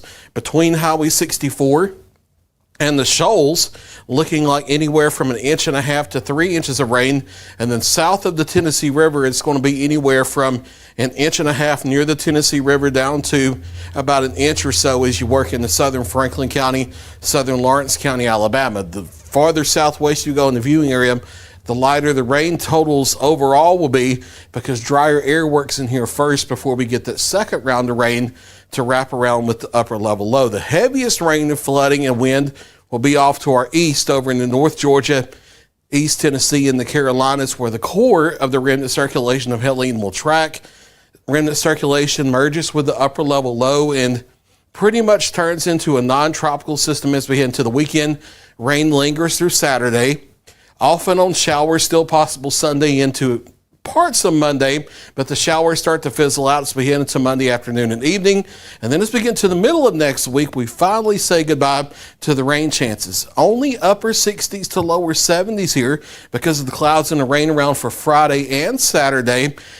But as the rain becomes more spotty Sunday into Monday and then it goes away as we head to the middle of next week, we start to get temperatures back into first the mid to upper 70s and then into the lower half of the 80s as we head into next week. Your hour by hour break on a Friday. Looking soggy at times. Locally heavy rainfall off and on through the day. Gusty winds of 30 to 40 miles per hour. Daytime highs in the upper 60s to lower 70s. 7-day forecast rainy and windy for Friday into Friday evening. Showers at times on our Saturday. Pretty widespread still at times on Saturday. More spotty as we head Sunday, especially into Monday. And then we clear the rain chances out for Tuesday, Wednesday, and Thursday of next week. There's your latest 7-day forecast. You can always get the latest weather information from us on the free Tennessee Valley Weather app. You can download that from the Apple App Store or Google Play. Volco Auto Supply in Lawrenceburg has a legacy of being a family-owned and operated company. Since 1927, our business has grown and evolved into today's one-stop source for all your automotive supplies. But in that time, one thing has stayed the same, and that's our commitment to our customers and their needs. At Volco Auto Supply, you'll find everything for your car, truck, or even fleet of vehicles, but with good old-fashioned customer service the way it needs to be. That's Volco Auto Supply, 416 Buffalo Road in Lawrenceburg. Visit VolcoAuto.com. Financial advisor Scott Beasley knows time spent with family is everything. As a founder of Beasley Wealth Management, his mission is to give clients the freedom to enjoy time with family without the burden of financial concerns. A local of Lawrenceburg, Scott deeply values building relationships with clients, ensuring they make informed decisions concerning asset management, tax planning, and retirement planning. Offering a free initial consultation, Beasley Wealth Management helps clients pursue their aspirations with confidence. Old School Rentals in Loretto, Tennessee is headquarters for all your rental equipment needs. Need a trailer? How about saws, tools, loaders, or generators? You can find all of that and much, much more at Old School Rentals. Owner Ryan Smith, located on North Main Street in Loretto, Tennessee. Financial advisor Scott Beasley knows time spent with family. Truett's Garage Doors in Leoma, Tennessee is your one-stop for new garage door installations for all commercial and residential buildings, plus they offer full service on all existing doors. Need a new garage door opener? Truett's Garage Doors has you covered. As an AMAR Gold and LiftMaster dealer, Truett's Garage Doors offers the best pricing anywhere in the area. A family-owned and operated business, Truett's Garage Doors has been helping Tennessee and Alabama residents since 1999. Call the pros today at Truett's Garage Doors, 931-201-6464. There's a reason owners Tyler and Cindy McDowell chose the name In Service for their towing business. They did because it's their goal to be in service for you on the day that you need them the most. In-Service Towing is now known far and wide for their response time because minutes matter when you're broken down. Or their 24/7 availability, you can call them anytime for service. Their professional team with years of experience and their fairness, plus their know-how in dealing with the unexpected. But the thing that In-Service is known best for is how they treat their customers, and that's like family. When you need them, call them 931-843-9098.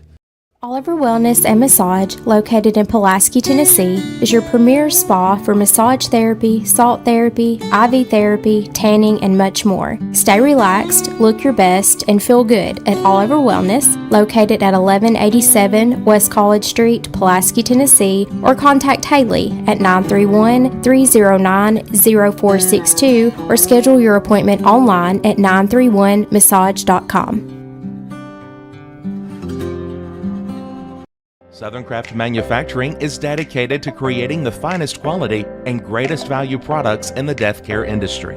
Southern Craft has perfected blending old world craftsmanship with modern manufacturing technologies to create a full line of steel, wood, and corrugated caskets. Family owned and operated for over 30 years, Southern Craft is now looking to hire local and regional truck drivers, welders, and production workers, each with great starting pay and a benefits package. For more information, visit southerncraftmfg.com. Hey guys, I'm Kyle Hammock, General Manager here at Heritage Automotive, your Chevy GMC dealer in Lawrenceburg, Tennessee. I am from Marshall County, Tennessee, where I went to Cornersville High School. I attended Cumberland University. After Cumberland, I went into the United States Marine Corps to serve the country. After that, I went right back into the car business. I'm very familiar with the car business. I have been around the car business pretty much my entire life. And my commitment to you is to ensure the most competitive new and used vehicle pricing on the market, as well as the best service around. Well, we'll treat you like family here at Heritage Automotive in Lawrenceburg, Tennessee. LUS is committed to our customers, from providing and maintaining energy-efficient utility services to friendly, helpful customer service. LUS is there. At LUS, we're always challenging everything we know, every day. We strive to improve efficiency and reliability while focusing on our responsibility to our customers and the community. It's our promise to provide dependable service to our customers every time. Because we don't just work in Lawrence County, we live here too.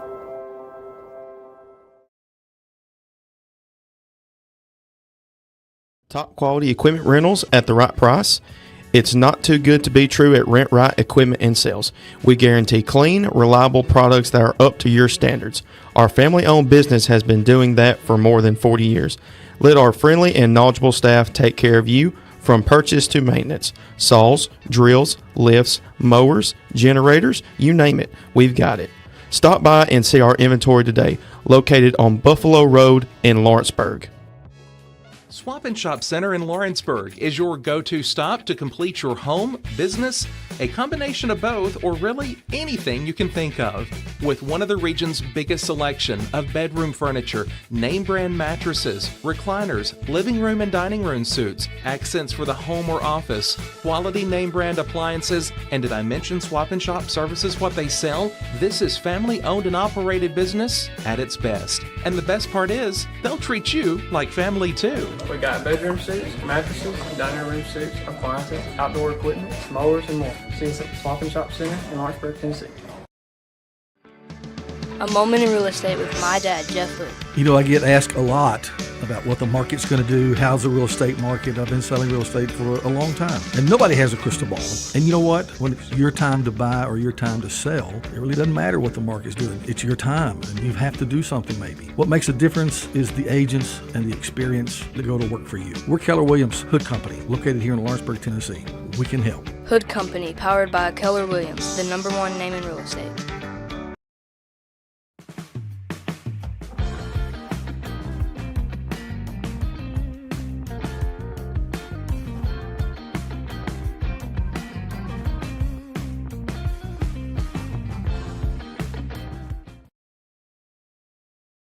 Patient care at its finest is found at Tennessee Valley Family Care.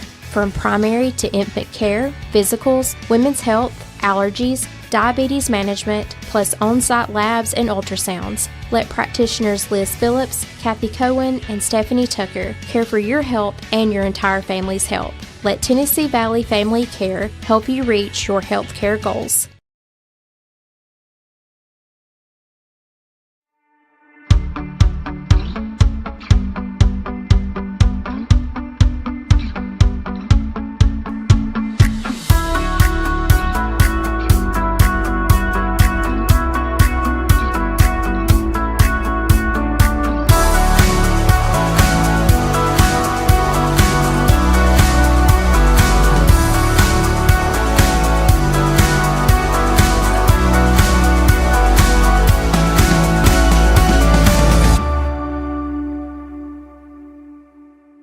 Make your property rock and roll with services from G&S Excavating, specializing in white sand, compost, mulch, topsoil, landscape gravel, and steel landscape edging. Turn to the pros who know how to make your project shine with years of experience.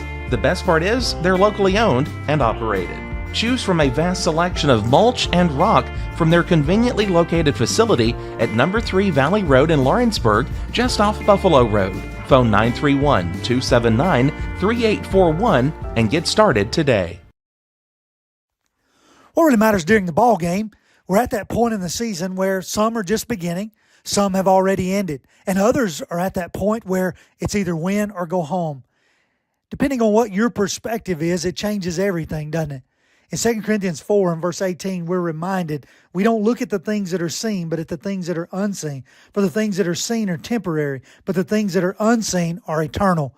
Keep your focus, keep your perspective on the right things, the things of God, the eternal things. And that message brought to you by your friends at the Leoma Church of Christ. Head on over to Shaw Southeast Distributing in Lawrenceburg to find everything you need for your home, business, or fundraiser. To make life easier, Shaw Southeast Distributing now accepts EBT cards. Have a concession stand, food truck, or just your kitchen at home? Leave it to Shaw to fill your shelves with ease. Shaw Southeast Distributing delivers. Family owned and operated. Phone 931-762-7760. Follow us on Facebook or visit us at 1603 Ripke Avenue in Lawrenceburg.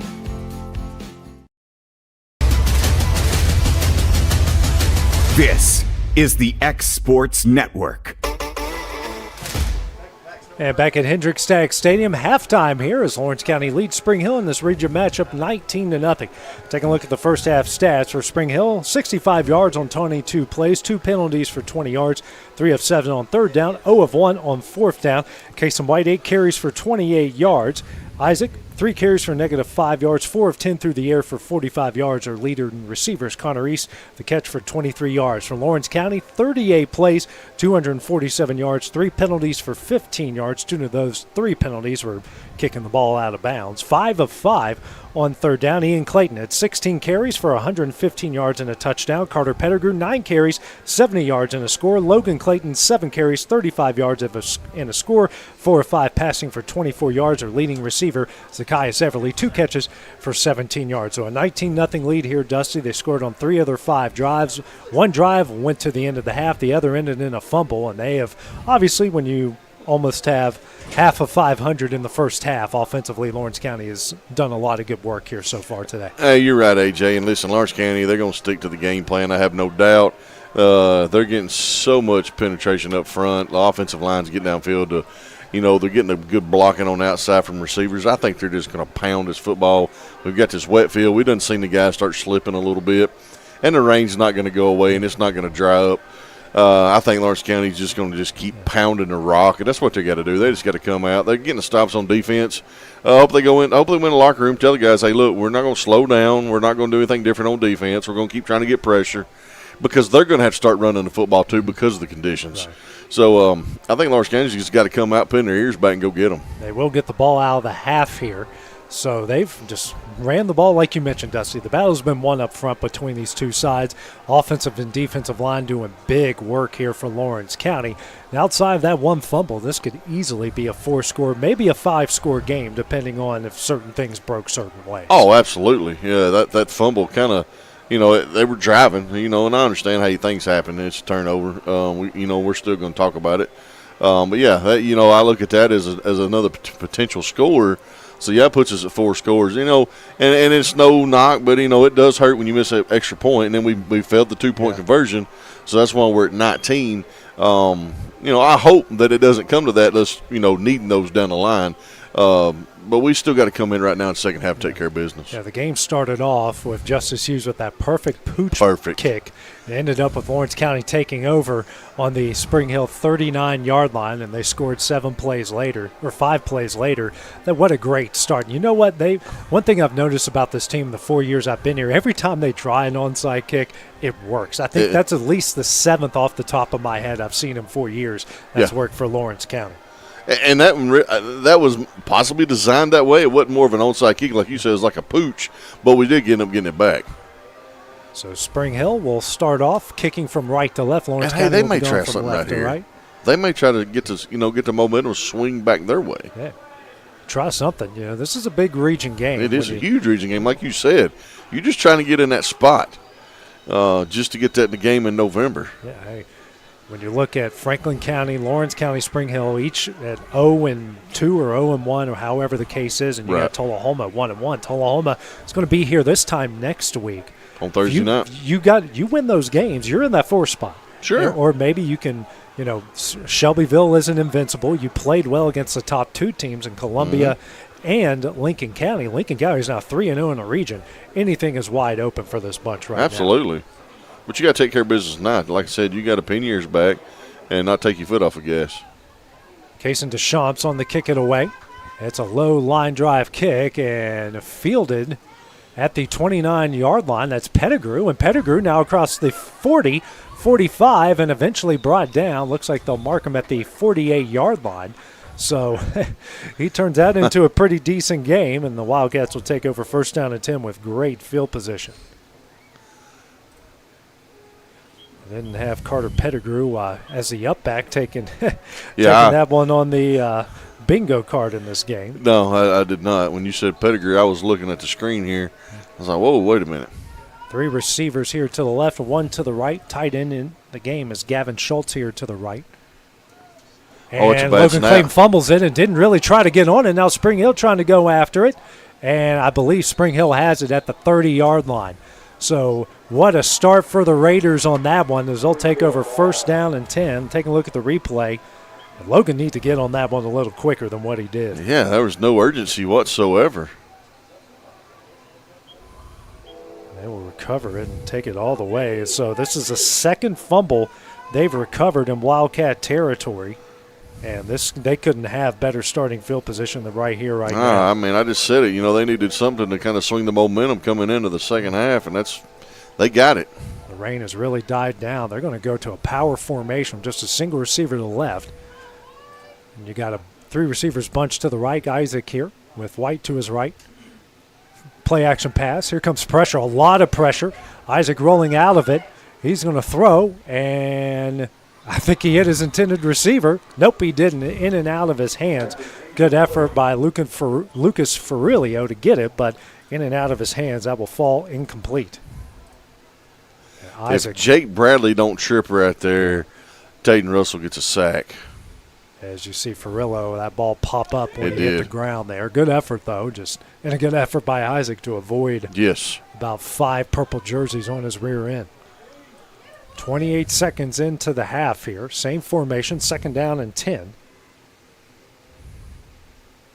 Isaac now hands over the wide over the left side, and Camden Johnson closed in quickly. Good job. I think they'll give him forward progress to the 29-yard line to bring up 3rd down and 9.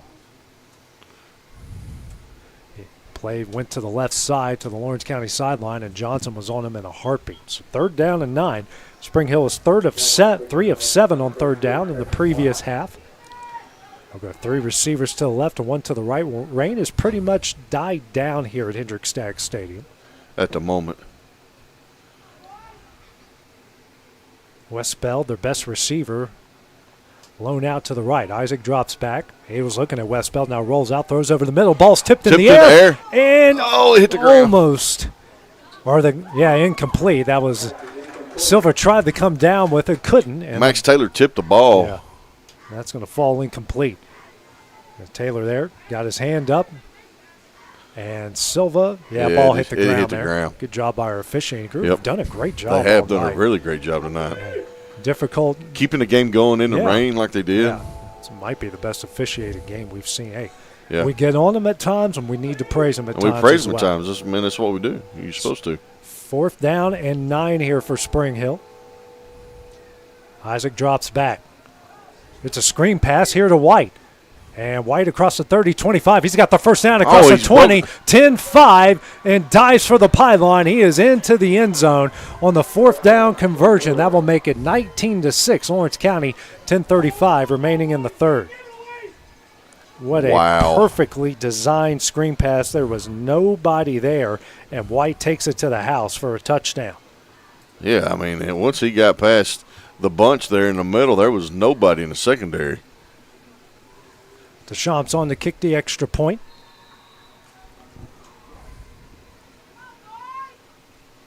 Snap is back, kick is up, and the kick is good. So with 10:35 remaining in the third, Spring Hill's cut the Lawrence County lead to 19-7. We'll have the next Wildcat drive when we return on the X Sports Network.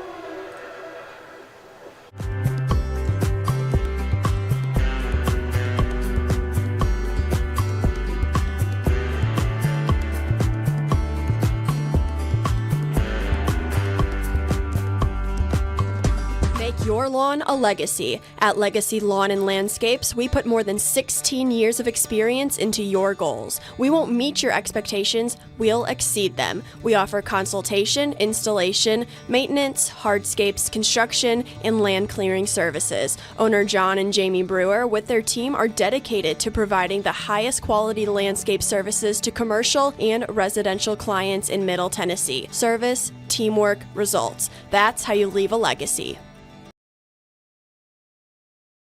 Four-play 30-yard drive capped off by Kasem White, taking a screen pass 29 yards to the house on 4th down and 9. Extra point is good. It's a 19-7 Lawrence County lead, 10:35 remaining here in the third quarter. So they turn a turnover in the points as Deschamps, another low-line drive. Pettigrew will field it at the 29 again. Takes it over the right side. He's got some good blocking. He's across the 40, he's got it. 45, 50, one man to beat. He's across the 40, 30, 20, 10, no penalty flag on the play as Pettigrew's into the end zone. It's at the 32-yard line. I believe the wide hat is the one that threw the flag, or actually the side official here threw the flag. Flag at the 32, and it will be blindside block against Lawrence County, so the penalty happens at the 32. Replay that, Sam. I think I saw it.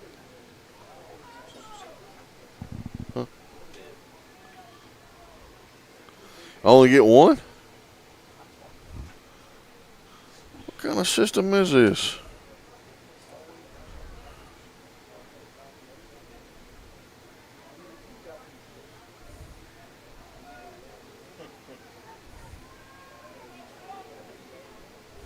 And they will take this to the 21-yard line. That's where they'll take over 1st down and 10.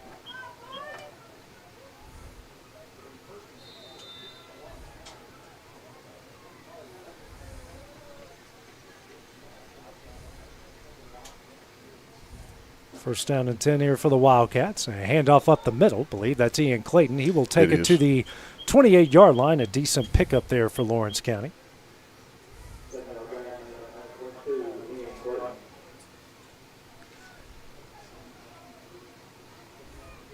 Brings up 2nd down and 3. 10 minutes left here in the third. 3 receivers to the right, tight end to the left. Handoff to Ian Clayton over the left side. He's across the 30 and squirts out. And we got a penalty flag on the play as he was down at the 35.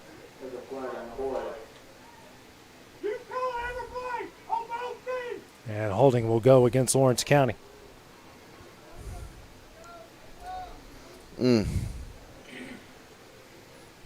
So they will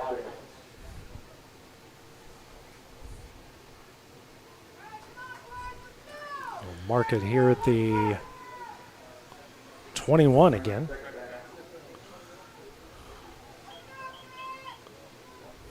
Second down and 10 here for Lawrence County. 2 receivers to the right, tight end, and a single receiver to the left. Hand off to Clayton up the middle, and he will muscle his way to the 24. 3-yard pickup to bring up 3rd down and 7. And Lawrence County was 5 of 5 on 3rd down. That previous half. 2 receivers to the right with the tight end. Single receiver to the left. Clayton now to Logan Clayton. It's left out of the shotgun. Logan now rolls out to his right. Steps back. Throws across the middle, and it's incomplete. Intended for Demetrius Silva. And now the punt unit. And we'll go back and kick it away. And back to punt. It looks like that's going to be number 5. Logan Clayton, the punt it away. Oh. Thomas Carr? Yeah. I don't know where Thomas is. And back deep to return is Westbeld. That's had a sideline report. Thomas Carr is out tonight with a concussion. As Clayton will kick it away. Low line drive, bounces, goes into Raider territory, and will roll to the 45-yard line, and that's where Spring Hill will take over, first down and 10. Not a terrible punt at all there for having to pick up at the spot there. So 9 minutes remaining here in the third quarter, and Spring Hill with great starting field position again here, trailing Lawrence County 19-7. First down and 10. Raiders turned a turnover into points on their previous possession. Mm-hmm. 3 receivers to the right and 1 to the left. White, the running back to Isaac's left out of the shotgun. So rain looks like it is completely stopped here at Hendrick Stagg Stadium. Motion comes. Isaac drops back. He's going to throw it deep across the middle, and it's almost intercepted by Gage Smith, in and out of his hands. He was slipping on the play as well, will fall incomplete. Brings up second down and 10. He had that read perfectly. Look here on the replay. Good pressure there by Max Taylor again. And, yeah, Smith was there and honestly kind of overread it. He actually did overrun it. Ran it by a half a foot. So second down and 10 here for the Raiders.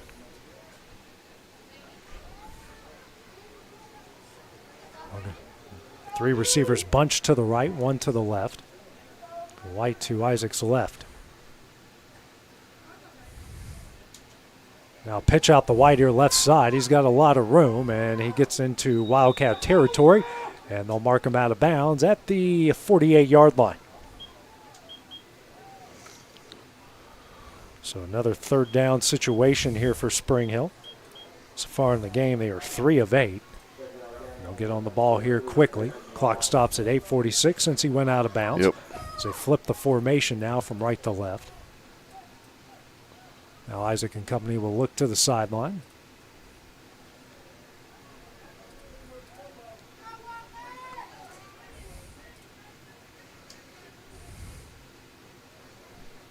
Isaac now runs to the right.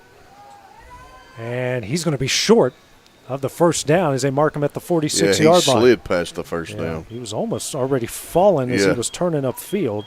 And he'll be a yard short. That'll bring up another fourth down. They got a touchdown their previous fourth down. And they're going to get on the ball quickly. So does Lawrence County need to. And they'll snap it. And they will get enough for a first down. Lawrence County was not ready there. And they'll mark him all the way to the 42. A 4-yard pickup and back-to-back fourth down conversions here for Spring Hill. That was a great job by Spring Hill to just get on the ball. Yeah. 8:10 remaining in the third. First down and 10 here for the Raiders. Pistol formation. And I believe we had a false start there. And we will, and that will go 5 yards backwards. So we'll take it back to the 47-yard line. It's now 3 penalties for 25 yards against Spring Hill in the game to bring up first down and 15. In these situations when they've had some issues moving the ball, going 5 yards backwards is that's not the what direction. you want. No. They had 65 yards in the first half only. So first down and 15. Clock still rolling. 7:50. 2 receivers to the right, tight end and a receiver to the left. Pistol formation. Isaac, now play action pass. He's got a lot of guys in his face. It's another screen to White, but he's got a host of Wildcats on top of him, and they're going to call an incomplete pass there. That might have been a football move. It's so hard to – let's take a look here. Boom. No, he didn't have it. He never had it. Good call by the official on top call. of it. Never had it. And if he caught it, he wasn't going anywhere. There's 3 purple jerseys right there. Pettigrew, Johnson. I couldn't see the other one. Yeah. It was 3 purple jerseys swarming him. Same formation. Isaac, play action. And Taden Russell had him. Isaac gets out of pressure and will get to the 43-yard line. Taden Russell had him wrapped up, and Isaac squirted free. Picked up 4 to bring up third down and 11. Gosh darn it. Boy, that was close, AJ. He just slipped. He came in practically untouched there. 7:15 remaining in the third. 3 receivers to the left, 1 to the right. White to Isaac's right out of the shotgun.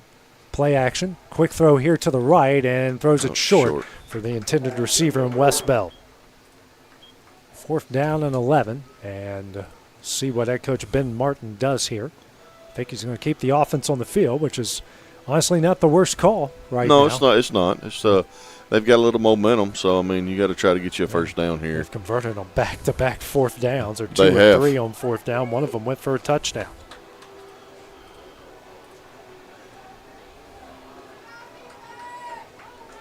Three receivers to the left, 1 to the right. 4th down and 11. Isaac drops back, throws to the right side and overthrows his intended receiver. And the Wildcats will take over 1st down and 10 from their own 43-yard line. That is exactly what Lawrence County needed, A.J. Now we got to get some points on the board. And great starting field position here. Yeah, he overthrew him pretty bad. Yeah, he overthrew him about 15 yards. Looks like Everly probably could have intercepted it, but wisely let it go because do you want it out of bounds near the 30 or you want a 1st down and 10 from your own 43? That's a great way to think about that. Power formation here for the Wildcats. Ian Clayton to Logan Clayton's left, 2 receivers to the left, tight end, and a receiver to the right. Hand off to Ian. He gets across the 50 and goes down at the 48-yard line. A good starting run here for Ian Clayton. Will bring up, looks like, 2nd down and 1. Yeah, they're just a yard short. Clayton had 115 yards rushing in the first half with a touchdown, his first touchdown of the year. Same formation. And now Logan throws it out to Everly. And Everly's going to pick up the 1st down, and he will get across the 40. Actually, they're going to mark him enough for the 1st down. Looks like they marked him at the 42-yard line. That's enough for a Wildcat 1st down. And they did mark him at the 42. So Lawrence County now with 19 1st downs in the game. Same formation here. 6:20 remaining in the 3rd as the clock stopped. Hand off to Ian up the middle and drags a defender down to the 37-yard line. 5-yard pickup to bring up 2nd down and 5. I can't think of a time, Dusty, where they've been caught in the backfield outside of a bad snap or a fumble. Yeah, I mean, either. Haven't had many losses on runs or passes or anything so far. Under 6 to play here in the 3rd. Lawrence County still with a 19-7 lead. Driving into Raider territory. Same formation. Hand off to Clayton on a counter. And he continues to drag defenders to the, I believe they'll mark him at the 34, so he'll be short of the 1st down. It's a 3-yard pickup to bring up 3rd down and 2. You know, he's just a horse. He's a workhorse. Wildcats 5 of 6 on 3rd down. Now they'll look to the sideline.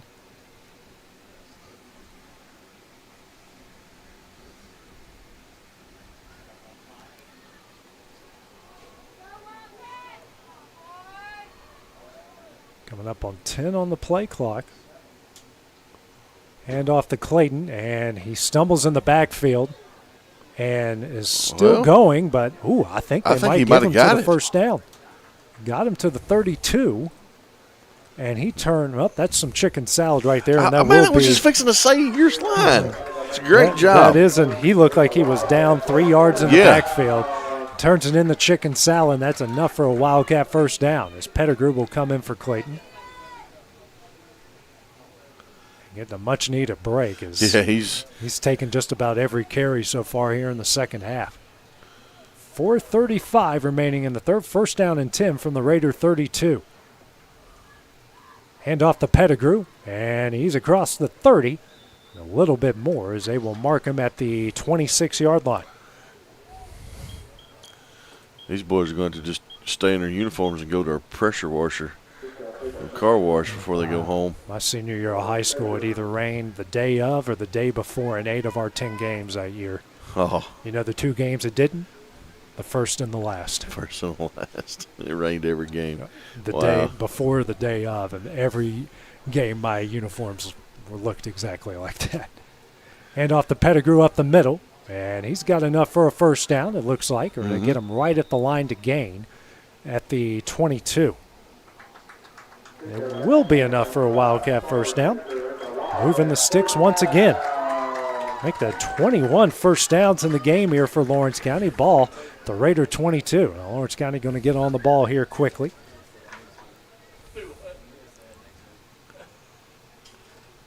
And they'll look to the sideline. Not bad idea, taking some time. Spring Hill's kind of gathered some offensive momentum, and if you can put a touchdown on the board here and get back what you lost off the turnover to start the half. Two receivers to the right, tight end, and receiver to the left, Pettigrew. Now it's Logan Clayton calling his own number, and he got wrapped up and brought down at the 24-yard line. So he lost 2 on the play. Brings up second down and 12.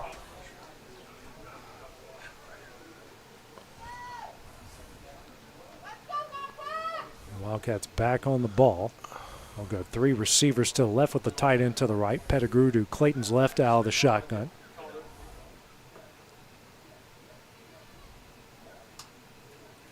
It's a handoff to Pettigrew. And they're going to push him across the 20 and still going. And they'll give him forward progress to the 19-yard line. 5-yard pickup here for Lawrence County. Brings up third down. Third down and 7. Yeah, I mean, we don't have to score right here. We can just get a first down. 6 of 7 on third down so far. 2:30 remaining in the third. Well, it's 2 down territory, or 4 down territory, so however you want to look at it. Is this the Canadian League? 2 down 2 territory? Two down territory. Receivers to the left, tight end to the right. Pettigrew to Clayton's left. And Pettigrew up the middle, squirts out, and will get to the 17, and that's going to be short of a first down on the 2-yard pickup. 4th down and 5, and the first 4th down opportunity for the Wildcats in the game as we go under 2 left to play here in the third quarter. So 19-7, Lawrence County lead. Yeah, no hurry by Lawrence County. They just methodically trying to just get the ball down to. Now they'll look to the sideline. 20 on the play clock.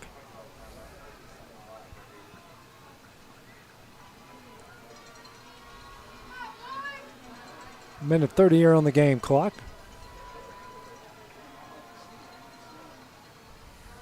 Motion comes from Pettigrew out to the left, and we're going to have a false start against Lawrence County. That's going to look like timeout. Timeout here. I thought we had a false start, but it's a timeout for Lawrence County. So it's our first timeout here of the second half with a minute 22 left in the third. We'll take the break as well here on the Exports Network.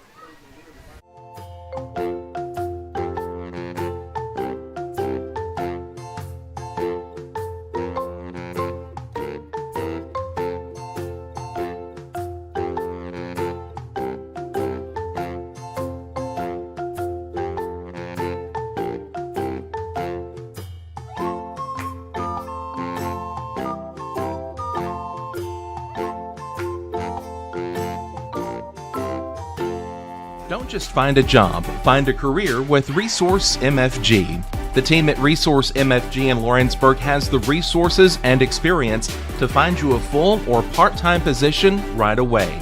Now recruiting for open positions in Lawrence, Giles, and Murray counties. Whether you're entering the workforce for the first time or looking to take your career to the next. 4th down and 5 for the Wildcats from the Raiders' 17-yard line. Clayton drops back. We'll throw it into the end zone. Has Silva. Makes the catch. Touchdown. Wildcats as they lead it 25-7 with a minute 16 left in the third quarter. What a throw by Logan. Just had his guy down in the end zone. Just only he was going to get there. And just dropped it in. That's a dime. And a good catch there by Silva to keep his feet in bounds as Sarah Morrison is on to attempt the extra point. What a throw, what a catch. Ooh. And did we have a penalty flag after the play? It's a dead ball, personal foul against Lawrence County. Oh, imagine that. I think they're going to take it on the kickoff. So Morrison will kick it away here. Minute 16 left in the third.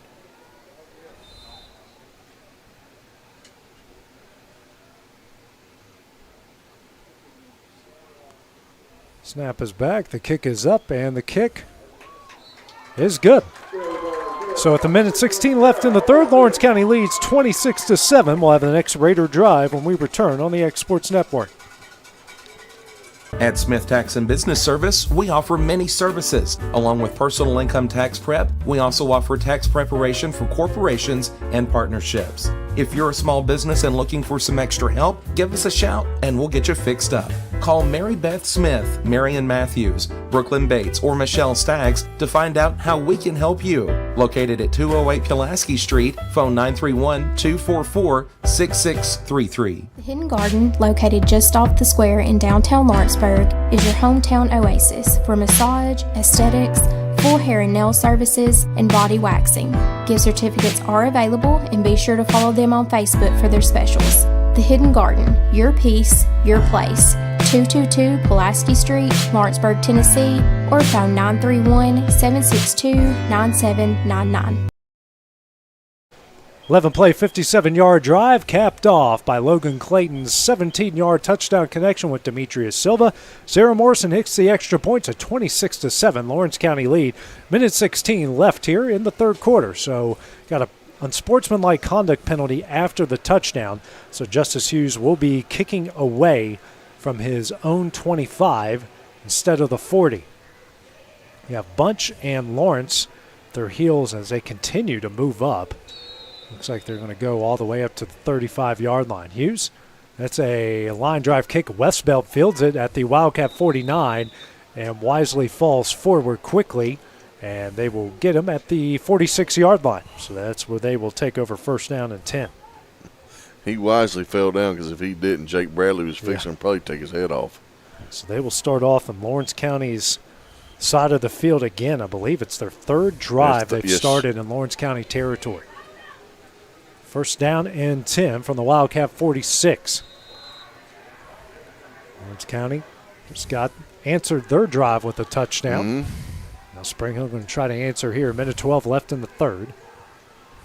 Isaac with White behind him out of the pistol. And White goes up the middle, and Tayden Russell met him at the 48-yard line, and he will lose two. Russell practically untouched on the play. Brings up second down and 12. Hey, Max Taylor had a hold of it too, and Tayden Russell just threw them both down. Second down and 12. Lawrence County really stacking up the tackles for loss in this game. They are. They're getting in the backfield here quite a bit.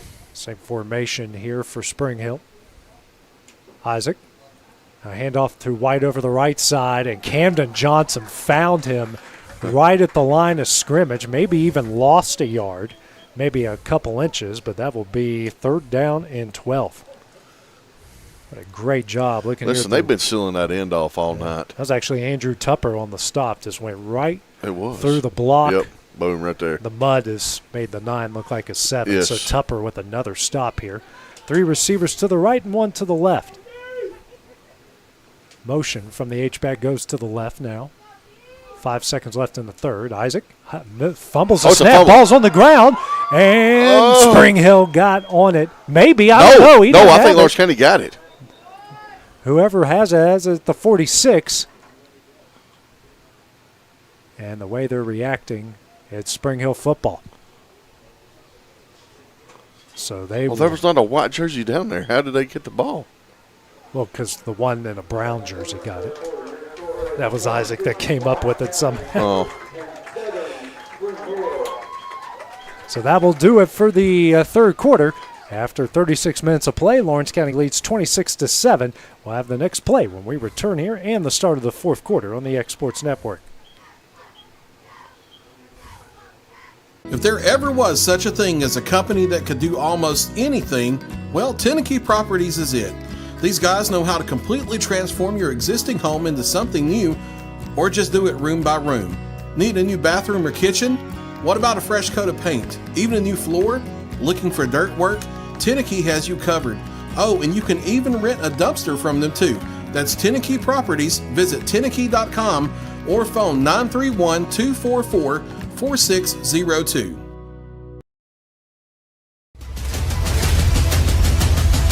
This is the X Sports Network. Start of the fourth quarter, Lawrence County with a 26-7 lead over Spring Hill. And Josue Martinez back to punt it away. Everly back deep to return on his own 20-yard line. Snap is back. A left-footed kicker, a low line drive, and Everly in and out of his hands and picks it up at the 10 and somehow is still on his feet but doesn't go much farther. And they are going to give him to the 8-yard line, and that's where Lawrence County will take over first down and 10. It's actually their second worst starting field position. It's a start of one drive on the – well, actually one drive on the 8 as well, I was about to say. So. Yeah, because they go 92 yards. So, Logan Clayton, the offense back on the field. A 19-point lead, 11:46 left here in the game. Good closing drive Lawrence County could use right here. Actually, Cale Scott's at quarterback here for Lawrence County. It's a handoff to Ian Clayton up the middle. He squirts free and gets hog-tied down to the 17. Bring up second down and 1.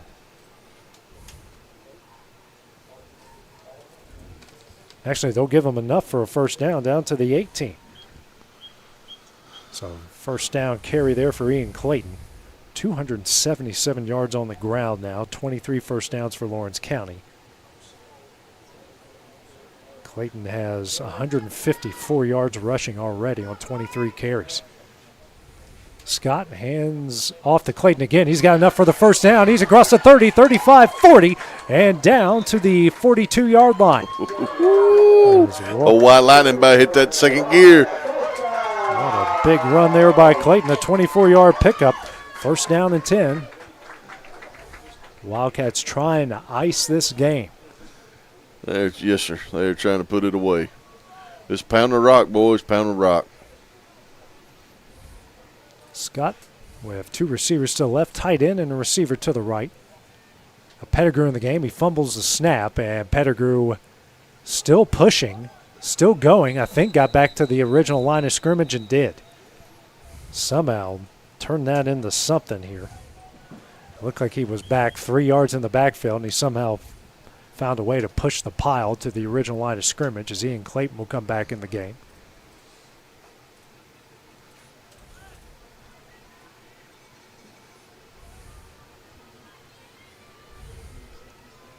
Clock rolls at 10:15 remaining in the game. Same formation. Taden Russell at tight end. Ian Clayton now the running back to Scott's right. Hand off to Clayton, and he meets a guy head on and drags him to the 45.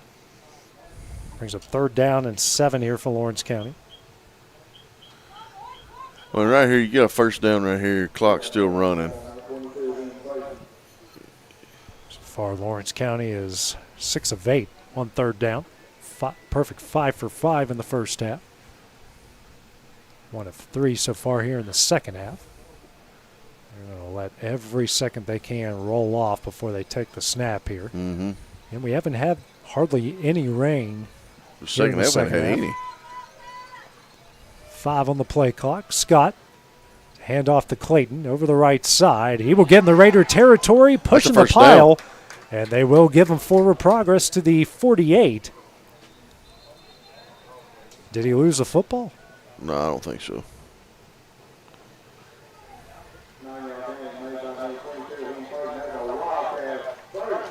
No, he did. He did lose the football. He did lose the football. So it'll be a fumble by Lawrence County, and Spring Hill will take over first down and 10.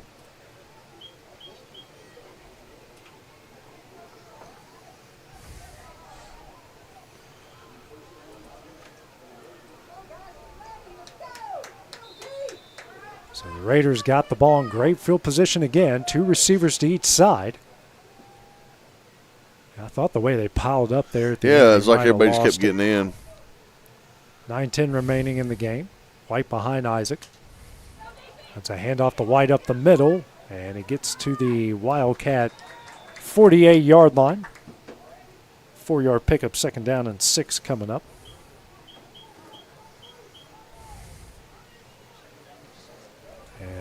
Raiders getting on the ball quickly here. Under 9 to play. That was Max Taylor and Jake Bradley on the stop. 3 receivers to the left. Isaac now throws out in the flat to White. And White breaks a couple tackles, still going on his feet. And I believe got to the 42-yard line. Should be enough for a first down. Yeah, I think the little extra spin there at the end got him to the first down. And it is enough for the first down. Raiders now with 6 first downs in the game. 8:20 remaining. Spring Hill working quickly. 3 receivers to the left, 1 to the right. Isaac throws it out quickly into the flat. And I believe that's Westbeld on the catch, and he lost a yard. So went backwards there to the 43, excuse me. Second down and 11 coming up. I don't know that I understand that one, but hey, I'll take it. Same formation here.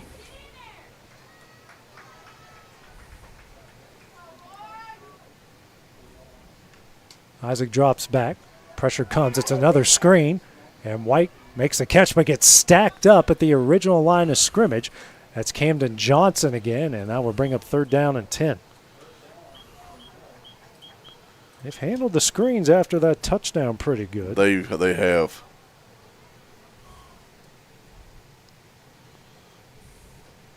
Third down and 10 here for the Raiders.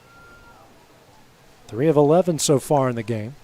7:15 left to play. Same formation. Isaac now calls his own number up the middle across the 40, 35, and got enough for the first down across the 30 to the 28-yard line. 14-yard pickup. So he calls his own number on the quarterback trap, and that will give them a first down with under 7 left to play. Same formation now. Motion comes, and it's a fly sweep. It's a bunch and brought down in the backfield by Gavin Schultz at the 34-yard line. Listen, that's just another one of the remarkable tackles by Lawrence County now, AJ. They've been doing these open field tackles great. That's a 6-yard loss. It's 2nd down and 16. It's the second time they've tried the fly sweep with bunch, and the second time it's gone for a loss. Clock's still running. 6:15 now remaining. 2nd down and 16. 3 receivers to the left, 1 to the right. Isaac drops back. Pressure comes. Throws it out. Another screen to White. And he gets through 1 tackle and gets down to the, looks like the 27-yard line. It's Tupper. Tupper on the stop. 7-yard pickup. 3rd down and 9 now for Spring Hill. Converted on their previous 3rd down. They're 4 of 12. The clock continues to run. 5:45.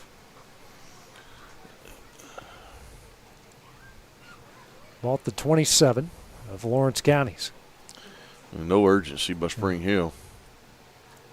Same formation. 3 receivers to the left, 1 to the right. Motion comes from Bunch again. This time it's a handoff to White over the left side. And he's still on his feet, and he will have the, let's see where they mark him at the 18. It's such a bad angle from right here to see where they're at. Yeah, they're motioning them forward, so that's a first down. Enough for a first down. So White does it again. Back-to-back 3rd down conversions here, but the clock's about to hit the 5-minute mark, and they're still down 19 points. 2 receivers each side now as they look to the sideline.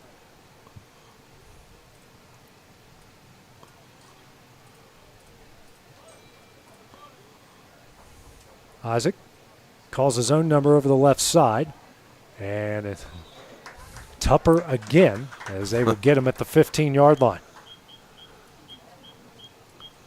3-yard pickup, 2nd down and 7. Everly with the assist on the tackle. I'll go quickly here. 3 receivers to the right, 1 to the left.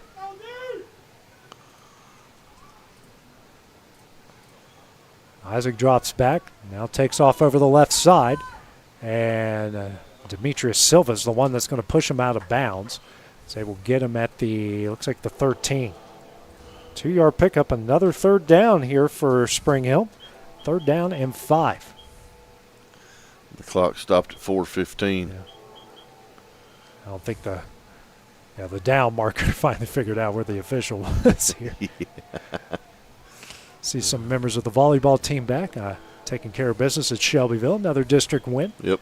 Good job, ladies. 3 receivers to the right, 1 to the left.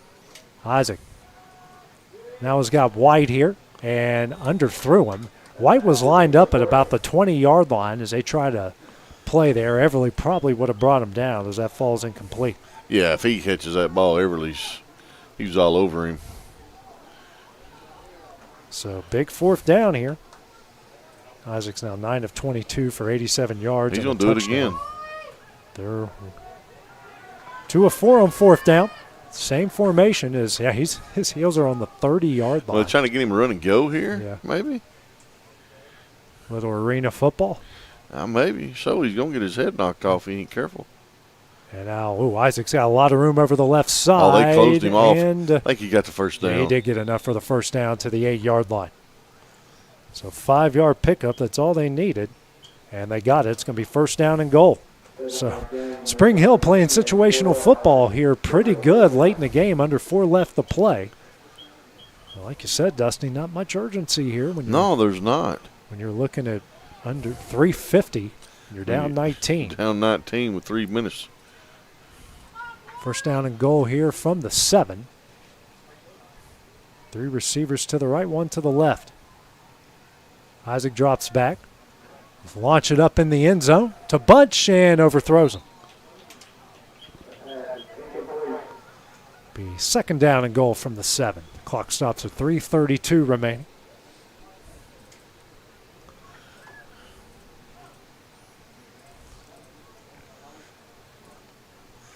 I know it's been terrible weather. It hadn't rained this whole second half, but Lawrence County's done a good job, AJ, of making Spring Hill transition into a run game. We were talking about the pass attack, and I know it's been raining and the field's terrible, but they've done a good job with that. Hand off to White, and actually Isaac calls his own number, and Everly meets him at the 5. The ball comes out, and they said he was down at the 5-yard line. A good job by Everly, as Isaac is slow to get up after the 3-yard rush. His helmet come off, so he's going to come out of the game. Yeah, and he will head to the sideline, or they can call a timeout, and he can stay in. So he's pretty Clock's running at 3 minutes. And coming into the game is Jonathan Cannon. And I think Spring Hill will use one of those timeouts, and they will with 2:54 remaining here in the 4th quarter. We will take that break as well here on the X Sports Network. Efficiency, reliability, accuracy. Move forward with your real estate sale or purchase with Title and Escrow of Lawrence County, the most experienced closing team around. Working with clients locally and throughout the state, we offer a wide range of services, including the expertise of an on-staff attorney, backed by our more than 49 years experience in titles and closings. We get the job done on time at a fair price and ensure every last detail is correct. Our goal is to give you peace of mind. When you work with us, you work with people who live where you do. We understand the importance of the real estate community and strive to build strong relationships with all parties involved in the process. Whether you're buying a home, selling a business, acquiring land, or anything in between, you're in good hands with Title and Escrow of Lawrence County. Put the most experienced closing team on your side. Contact Title and Escrow of Lawrence County today.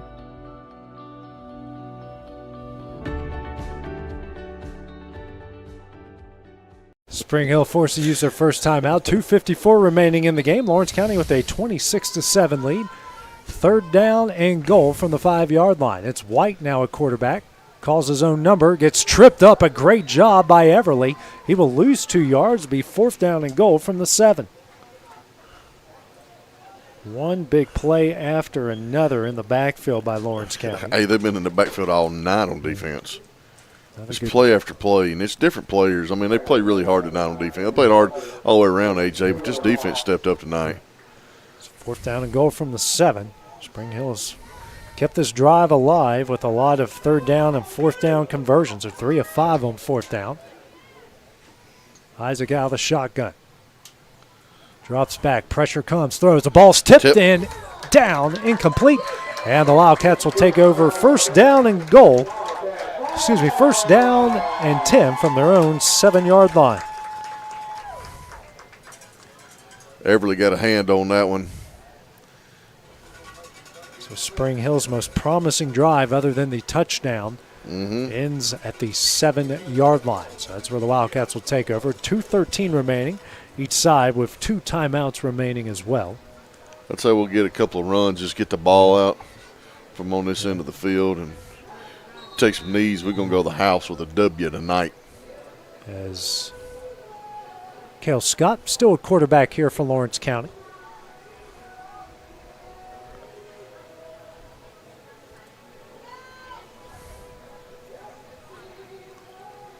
Now they go under center here at the power I formation. Pettigrew in the backfield.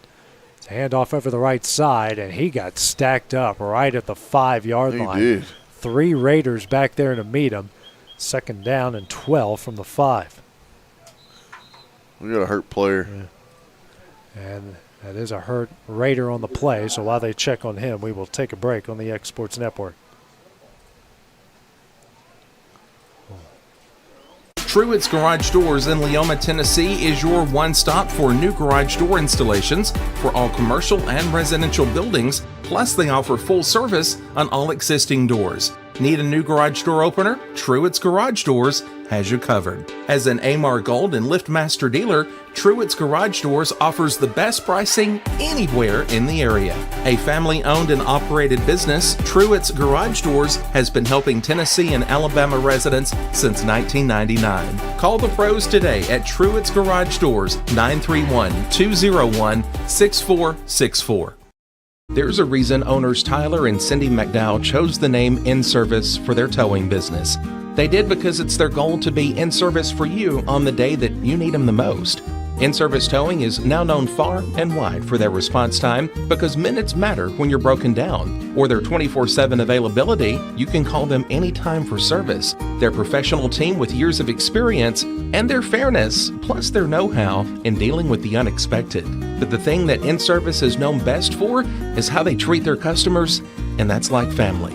When you need them, call them 931-843-9098. Oliver Wellness and Massage, located in Pulaski, Tennessee, is your premier spa for massage therapy, salt therapy, IV therapy, tanning, and much more. Stay relaxed, look your best, and feel good at Oliver Wellness, located at 1187 West College Street, Pulaski, Tennessee, or contact Haley at 931-309-0462 or schedule your appointment online at 931massage.com.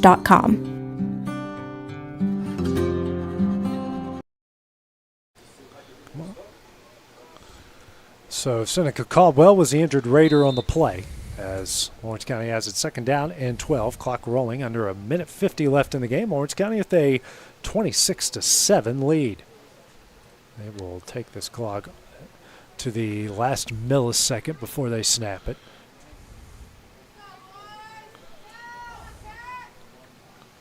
Power I formation again with Pettigrew in the backfield. Motion now goes from Max Taylor to the right. It's a handoff to Pettigrew to the right. He's got a lot of room and still going. Gets it across the 10.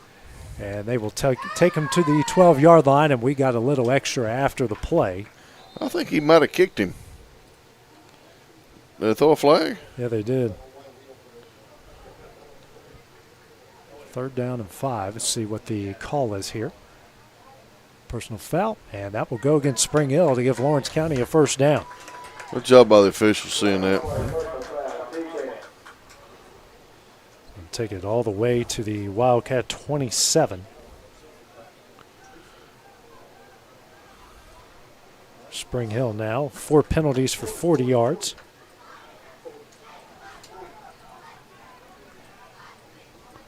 Lawrence County is 4 for 45. I believe it's the second. No, well, the other one was a face mask. Yes, face mask. Late hit situation. Minute 10 left. And they will snap this around the 36-second mark. Yeah, that could be it. I think it will be it.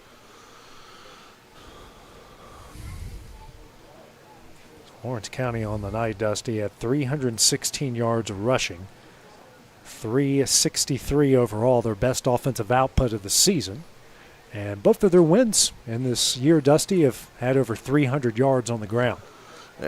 You know, they showed out tonight. As David Marston will burn his second timeout. We'll just keep it here. 36.5 seconds remaining. You know, this is what they needed. You know, we talk about this game, what it meant as a region, trying to get up in the spot. And they took care of business tonight. Nasty start to the game with the rain, and the fields got wet, and they've been slipping and sliding. We cleaned up a lot of the penalties. We'd have had a couple that I think will probably be addressed at practice. But other than all in all, you know, they played a really, really good game. Props to the defense. I can't say that you're going to just single anybody out to man the defensive line. Maybe they was in the backfield most of the night. Tough break for Spring Hill. Travel, come down.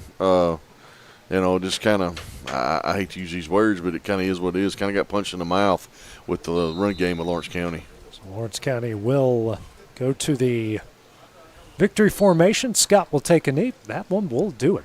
So Lawrence County will improve to 2-4 on the season, 1-2 within the region. Spring Hill dropped to 1-5 and 0-2. So, as Dusty said, offensive defensive line went to work tonight, ran for over 360 yards, total yards of offense. So our next game, Dusty, will be right here, same time, same place next week as the Tullahoma Wildcats will come to town. Another big region matchup before their bye week and fall break. So for Dusty Kaiser and for our producer, he's just a producer tonight. He's not extraordinary. Not he's yet. just producing. He's still got 5 years before that. At least 5 years. Samuel Crash Camp. This is AJ Good on the X Sports Network. We will see you guys next week.